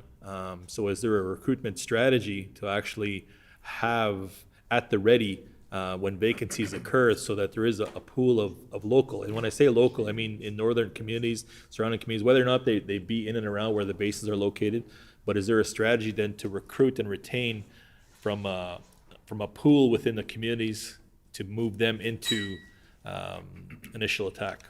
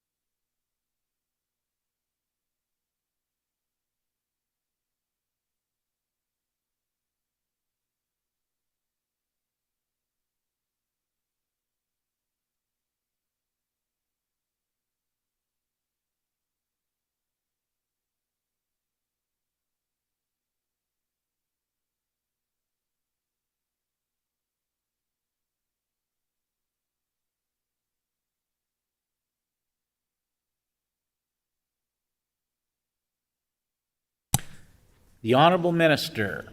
Thank you, Mr. Chair. So yes, ideally, we'd love to have a pool of EFFs, across northern Manitoba that we can draw from. And we certainly have some that come back every year. But, some of them move on to other opportunities. I think we're certainly working with the federal government on training opportunities on First Nations to try to get people and northern communities to get people trained as firefighters so that they can be then employed by the Wildfire Service. The member for Kiiwetinoong. Thank you, Mr. Chair. Another question about the retention and recruitment then. For seasonal employees, has it been a standard 20 weeks or so, or is there then a plan to perhaps extend that seasonal employment? And not just during a fire season or project fires, but is there a plan then to extend seasonal employment so that you can in fact help recruit and retain by having that as a possible enticement to keeping somebody?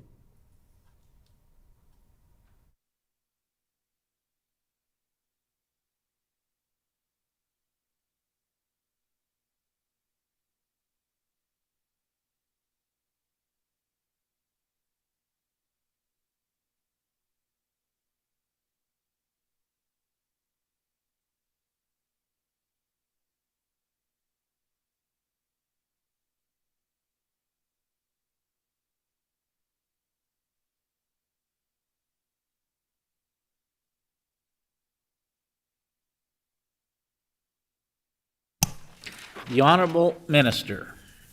Thank you, Mr. Chair. I think, as the member well knows, that the fire seasons can vary from year to year. Sometimes they tend to be longer, sometimes a bit shorter. We keep their seasonal employees. We keep them employed as long as we need to.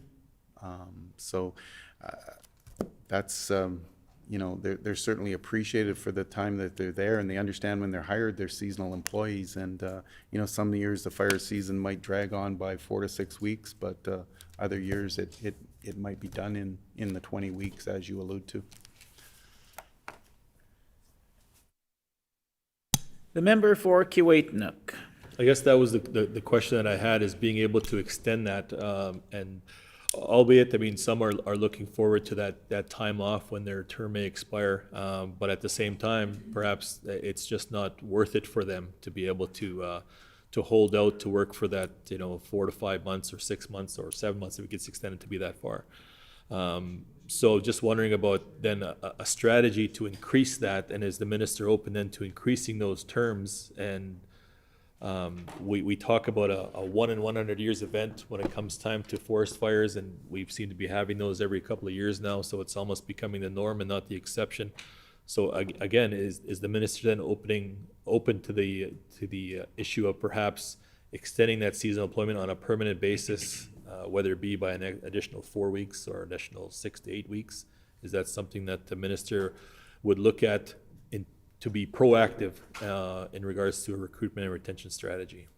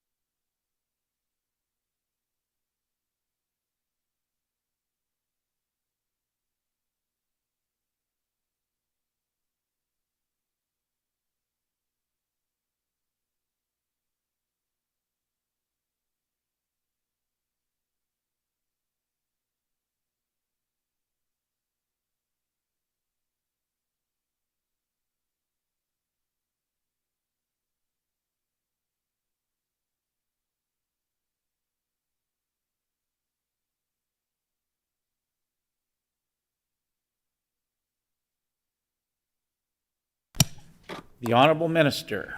Thank you, Mr. Chair. So I'm told that, you know, a number of these are hired earlier in the spring, and then a fuller complement comes on in May when the fire season may start.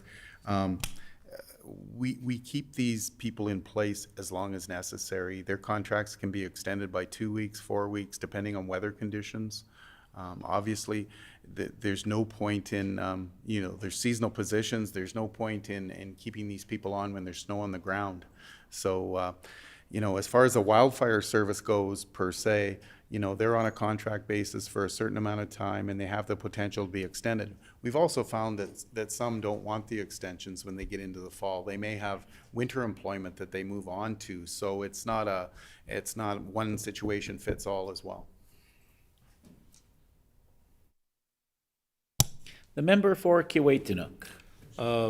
Just wondering if the minister can commit to notifying the northern MLAs of wildfires in their constituencies in a timely manner, meaning as they happen.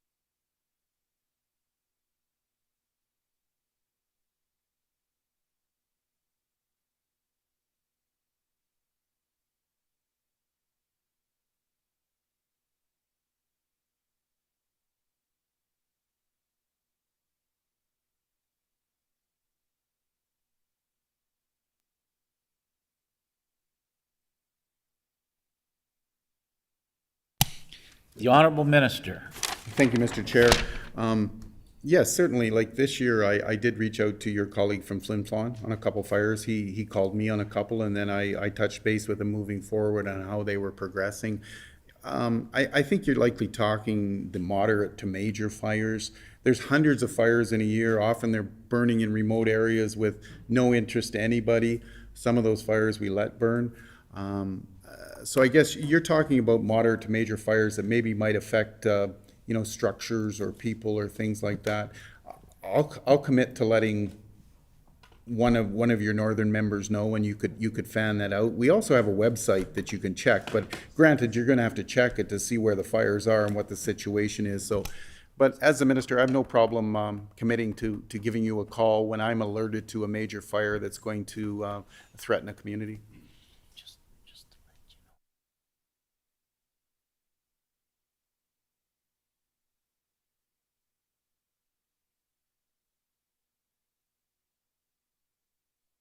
The member for Kiiwetinoong. Thank you, and I appreciate that commitment, as long as that website's not Facebook, where we have to hear it from somebody else in the community to say that we're evacuating as of today, because that's actually what's been happening on a regular basis over the last couple of years. Is it's more community people saying there's something going on, and we would like to hear that from the minister, who I assume then has communication with people with boots on the ground as quickly as possible. Because there is a number of different things, and a lot of times First Nations are kind of put off to federal responsibility, so we'd hate to see something like that fall between the cracks, and those gaps need to be closed, especially when it comes time to people's safety. And in regards to that, in regards to evacuation, I'm just wondering if what kind of proactive measurements the department may have upcoming, and when I say that, in particular, about fire guards for communities, and if there's a plan for fire guards for all northern communities, and maintenance of any fire guards that are currently existing in those communities.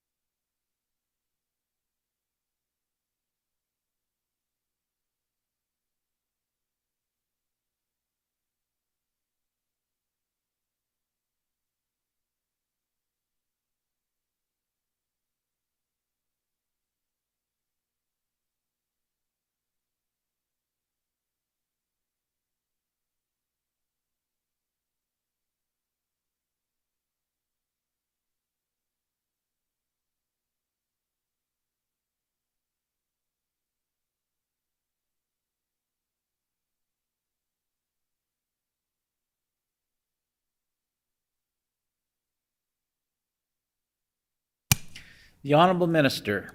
Thank you, Mr. Chair. So fire guarding of communities is the responsibility of the community or the First Nation. Our department works with communities and First Nations to provide assistance in fuel management, giving them all the specifics perhaps of what they should be doing, but the actual fire guarding is done by the communities. We have a program called Fire Smart that we utilize in talking to communities, working with them to try to get rid of some of the fuel that might fuel a fire and hurt their community. So that works ongoing every year with communities. The member for Kiiwetinoong. Thank you, Mr. Chair. So if the responsibility of the fire guard is then with the community, does that mean then there is no assistance from the province? And is there any barriers that the province will then put forth in regards to, for example, if the community wants to build the fire guard 5 kilometers away from the reserve boundary? Will there then be no barriers and no opposition to the province in regards to building that fire guard if the First Nation is absorbing that cost, whether it be for their own dollars or federal dollars or whatever it may be? Or is there going to be an issue with the province saying, well, no, this is not, this is land that you can't use to protect your community.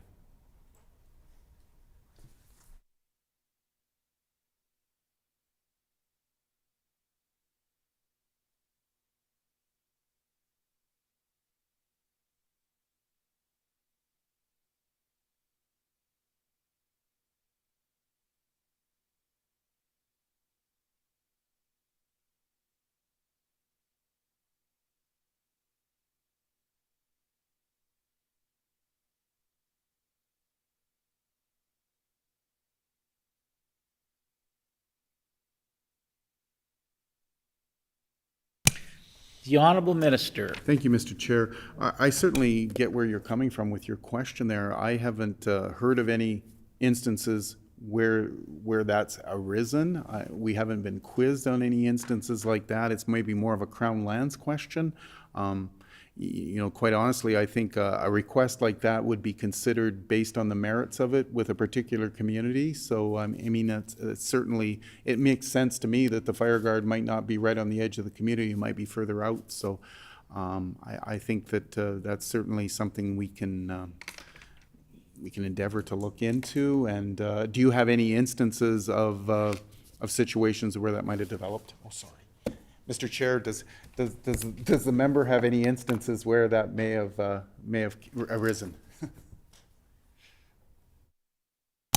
The member for Kiiwetinoong. Yes, there's a number of different circumstances where communities have tried to do various activities, fire guards being one of them, on land that were outside of their, and I don't like to use the term reserve boundary, but outside of that boundary in regards to kind of opposition from exploration developments, claims holders on various properties to say you are on my territory.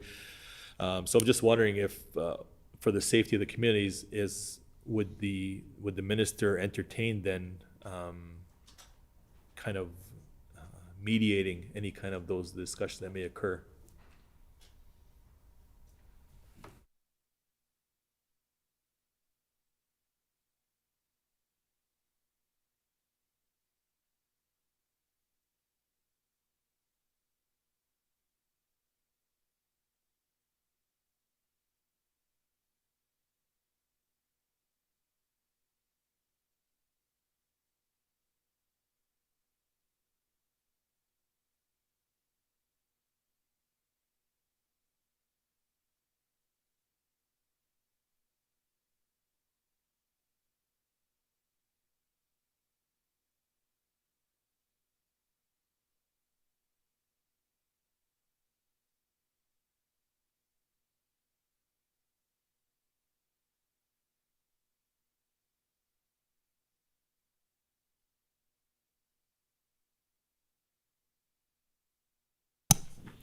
The Honorable Minister.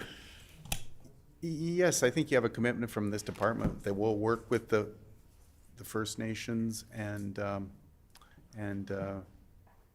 work towards working with them and seeing their needs of their particular community in terms of fire guards. I think Crown Land use approvals come through our department. We have no instances since I've been minister where that's come up. I'd be prepared to entertain requests from any First Nations that are looking to protect their community and certainly look at the merits of the proposal. The member for Kiiwetinoong. In regards to, again, to the fire protection and the issue that arises from that, is the minister's department, or does the minister's department have a protocol in place with Manitoba Hydro as to how to best expedite repairs of any service disruptions that may occur?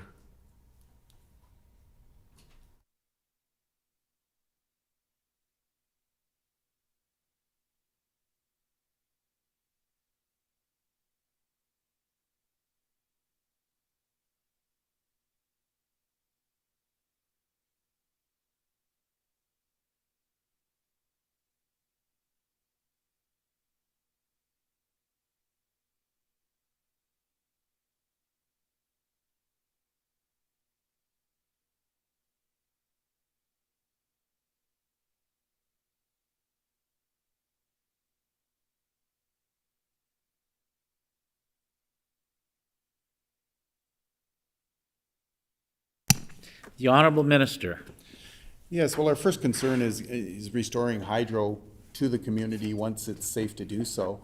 And we work alongside Manitoba Hydro to ensure that, it's safe for their crews to go into where the poles have been burned or toppled or whatever there. In fact, up in Puckatawagan this summer, when I flew over the site, there was a number of poles down that was preventing hydro service to the community, and diesel generators were being flown in. But I'm told our wildfire crews went in and cut landing pads for helicopters along the line, so hydro could get in easier to repair those lines as quick as possible. So we want to get all these communities back up and running as quick as possible. So we do work alongside Manitoba Hydro in a safe and responsible manner. The member for Kiiwetinoong. Thank you, Mr. Chair. So similar to the question about information sharing back and forth between the Minister's Department and the Northern MLAs, there has been issues where the Northern MLAs, and we've had a number of, over the last couple of years now, a number of power disruptions to the communities, evacuations, and extended power lines down for a variety of different reasons, and first and foremost being wildfire. So can the minister then also commit to informing us of that in terms of when power may be restored to various communities? Because I know MLAs, myself included, have had difficult time getting that information from Manitoba Hydro in a timely manner as to when power may be restored to the communities. And those are questions that not necessarily community people can call Hydro and ask about and get an actual response to that. So I'm just wondering if we can have some kind of protocol in place where that information sharing is very expedited.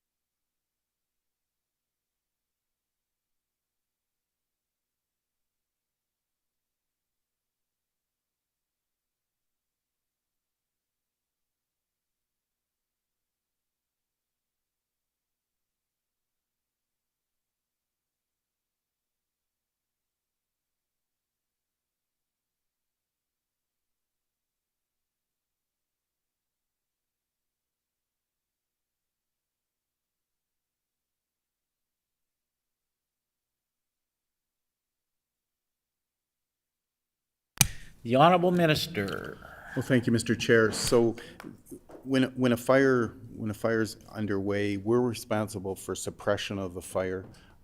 EMO takes over when there's a threat to communities and things like that. EMO provides daily briefings, and EMO is responsible.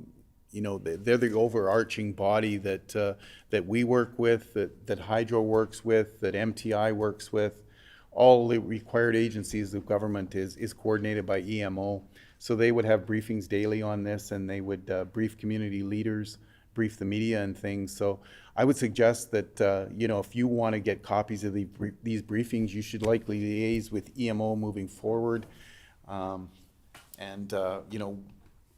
We don't have that information available to you. We're responsible for putting out the fires and ensuring it's safe to enter the communities. I need to remind the Honorable Minister that responses should come to the chair, so it should be the member, not you or your. That's just protocol here, so if the Minister could, please do that. The member for Kiiwetinoong. Well, thank you for that clarification, Mr. Chair.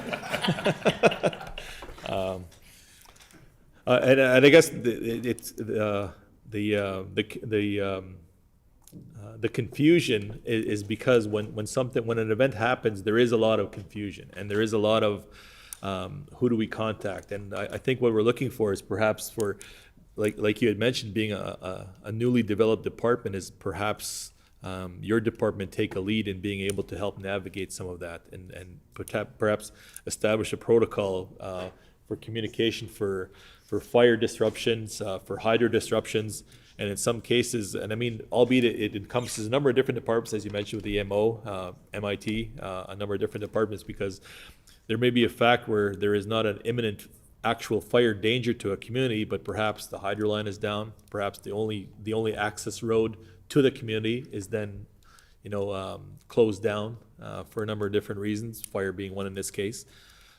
So I guess what we're asking, or what I'm asking, is to see if your department, the minister's department, can then take on perhaps developing a protocol.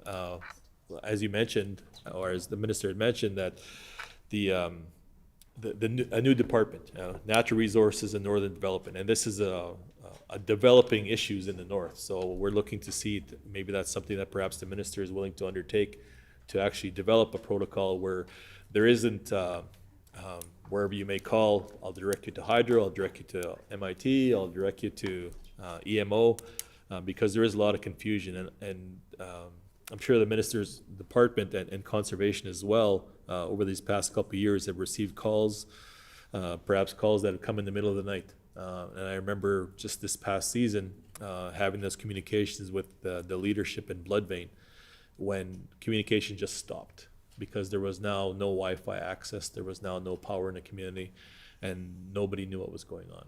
So I think there has to be some kind of protocol developed, and whether it be developed through your office or something that you advocate for within cabinet, within government, to be able to develop those strategies going forward. I think that's something that would be very important and for communities to have going forward. So there is a streamlined strategy and communication kind of line to go through.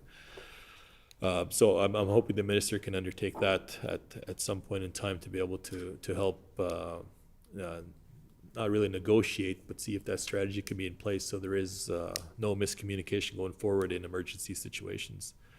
I do have a question about the fleet of water bombers in the province. In 2018, the province privatized Manitoba's fleet of water bombers, which has led to an increase in cost by several $1 million a year.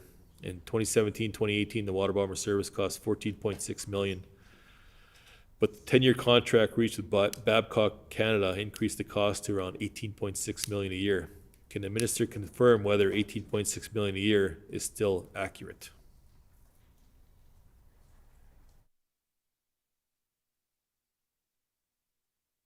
The Honorable Minister. Well, thank you, Mr. Chair, and I apologize for not going through you when I'm talking to the member. I thought we were having like a little fireside chat here, and so, no pun intended. But I guess I will commit to you that I will certainly endeavor to see that the northern MLAs, or in fact any MLA that's affected by wildfires, is fully informed. As I've said before, the responsibility for a lot of that work revolves around the EMO. I'll work with my colleagues. We'll see if there's some type of email system that can be sent out to MLAs.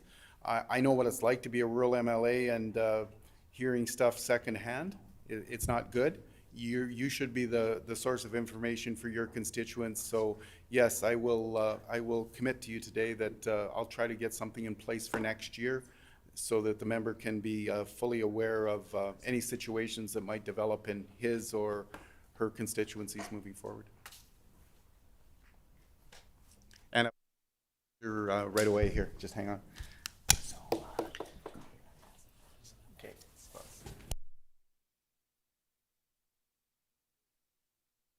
The member for Keewatin. Thank you, Mr. Chair, and I appreciate the response from the minister and the commitment to trying to help clear up any kind of potential miscommunication going forward. As I'm sure you're aware, and I'm sure all MLAs are aware in the chamber and in their constituencies, especially in rural and northern constituencies, that oversee a vast geographic area. That there's a number of different leaderships in various communities and community members and communities that reach out. It's not a matter of we can all gather in one place and communicate with each other. So it's important that leadership in various communities can feel they have, you know, a kind of a go-to place to get the desired information, accurate information that they're looking for. So I appreciate that. And I assume then the minister has got the water bomber question.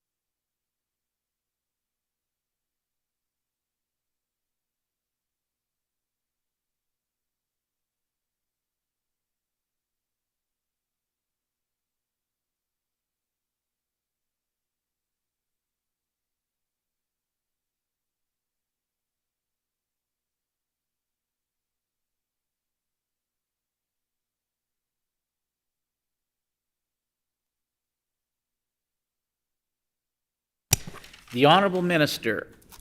Thank you, Mr. Chair. So we're not aware of any changes to the contract that was signed initially with Babcock for the water bombers.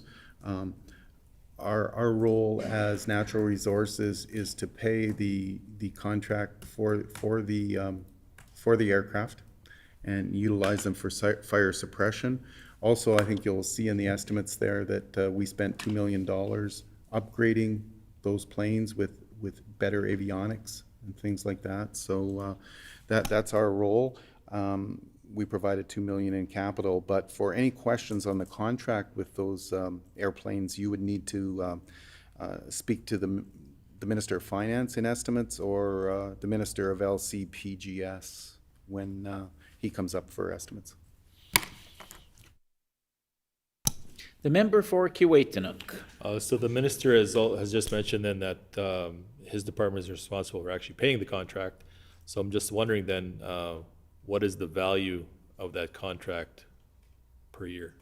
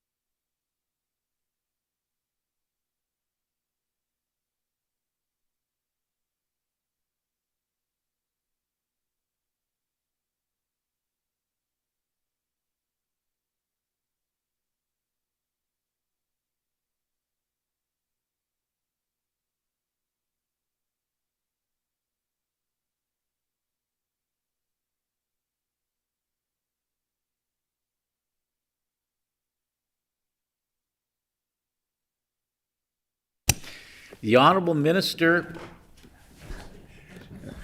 Thank you, Mr. Chair.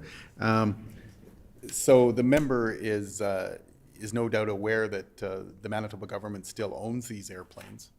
And we've entered into a service contract with Babcock to fly them and to maintain them. And the province is responsible for the capital upgrades to them. We're endeavoring to get you a number, it's built into the fire suppression costs. So we're endeavoring to get you a number of what we pay per year for this service contract with Babcock for their pilots and for their maintenance.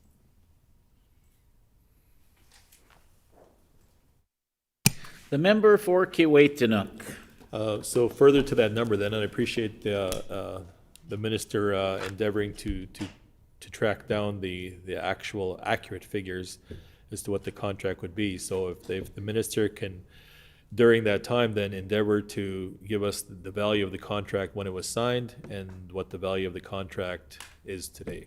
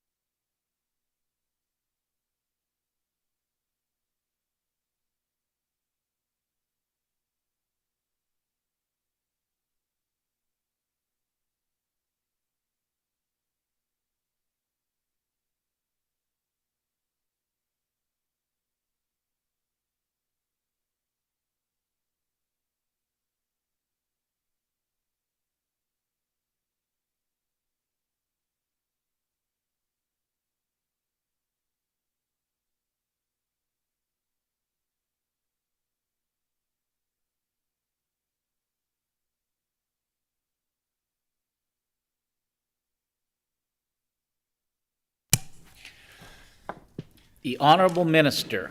Well, thank you, Mr. Chair. While we're endeavoring to try to locate the information the member might be looking for, he had asked a question earlier about the initial attack bases. So I don't know if you want to write them down as I read them here, or do you just put them in memory? Okay. So Lac du Bonnet, Paint Lake, Wetaskiwin, Grace Lake, Bessette, Swan River, and Marchand. That's where our initial attack crews are based out of.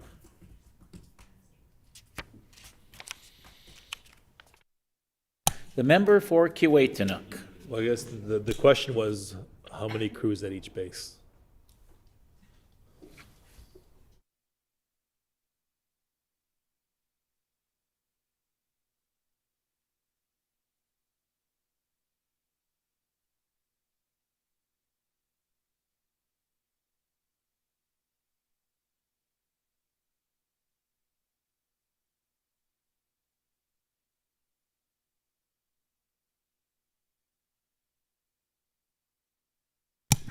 The Honorable Minister. Thank you, Mr. Chair. So I'm told the big bases are Lac du Bonnet, Paint Lake, and Wetaskiwin. The crew numbers vary at all these bases, and they could vary depending on the fire risk in the season as well. So the majority of the crews are based at those three. Like the greater number are based at those three, is what I'm saying. The member for Kiiwetinoong. So just to clarify then, I mean, they're all categorized as seasonal. So at the beginning of the season, how many crews are at each base?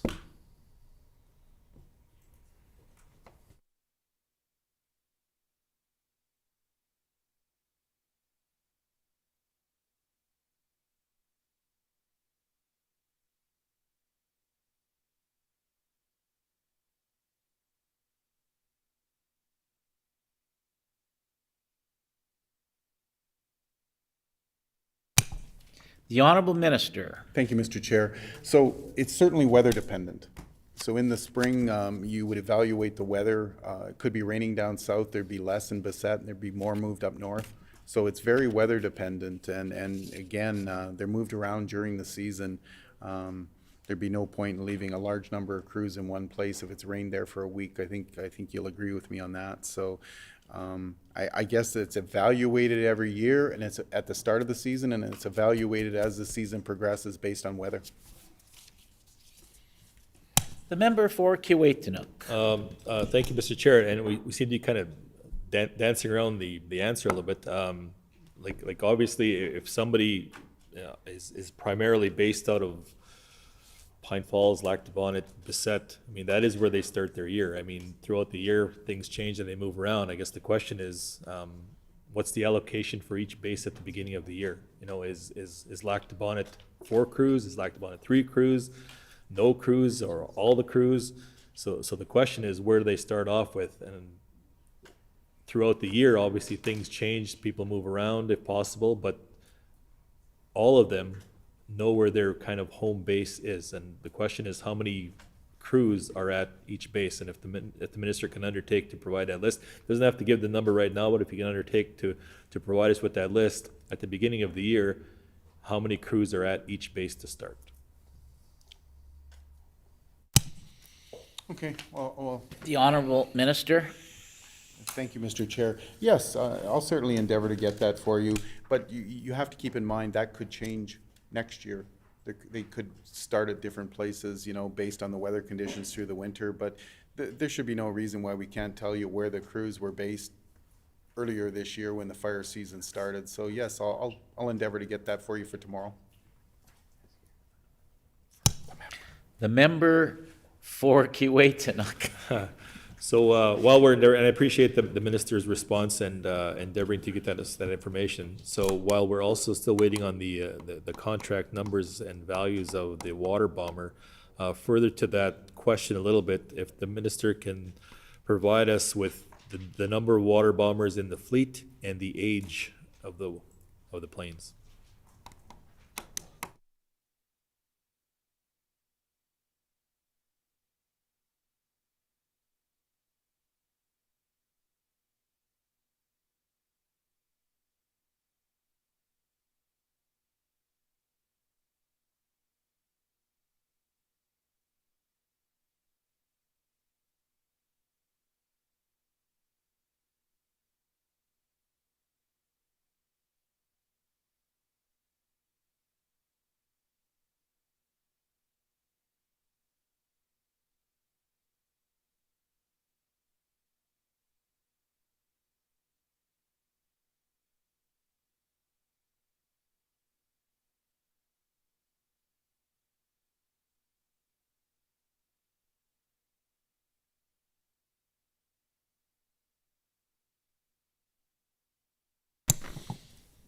The Honorable Minister. Okay, thank you, Mr. Chair. So we have 7 tankers in total. We have 4 CL 415s and 3 CL 215s. I had the opportunity to visit the Clearwater base up at the Paw this year and visit the crew that was based there and have a good chat with the professional pilots who are very proud with what they do. As you've likely been near those aircraft, they're massive aircraft that can hold 36,000 pounds of water.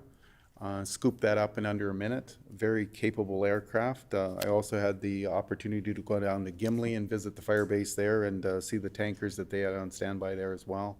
So very good airplanes. I can't give you the age of them at the present time, just that they're very well maintained.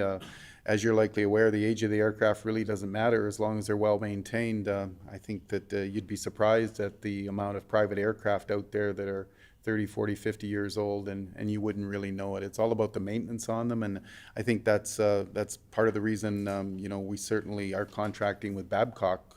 They're the professionals in maintenance. They have professional pilots too. They can keep crews on board, pilots for the whole season that they can utilize throughout the fleet. So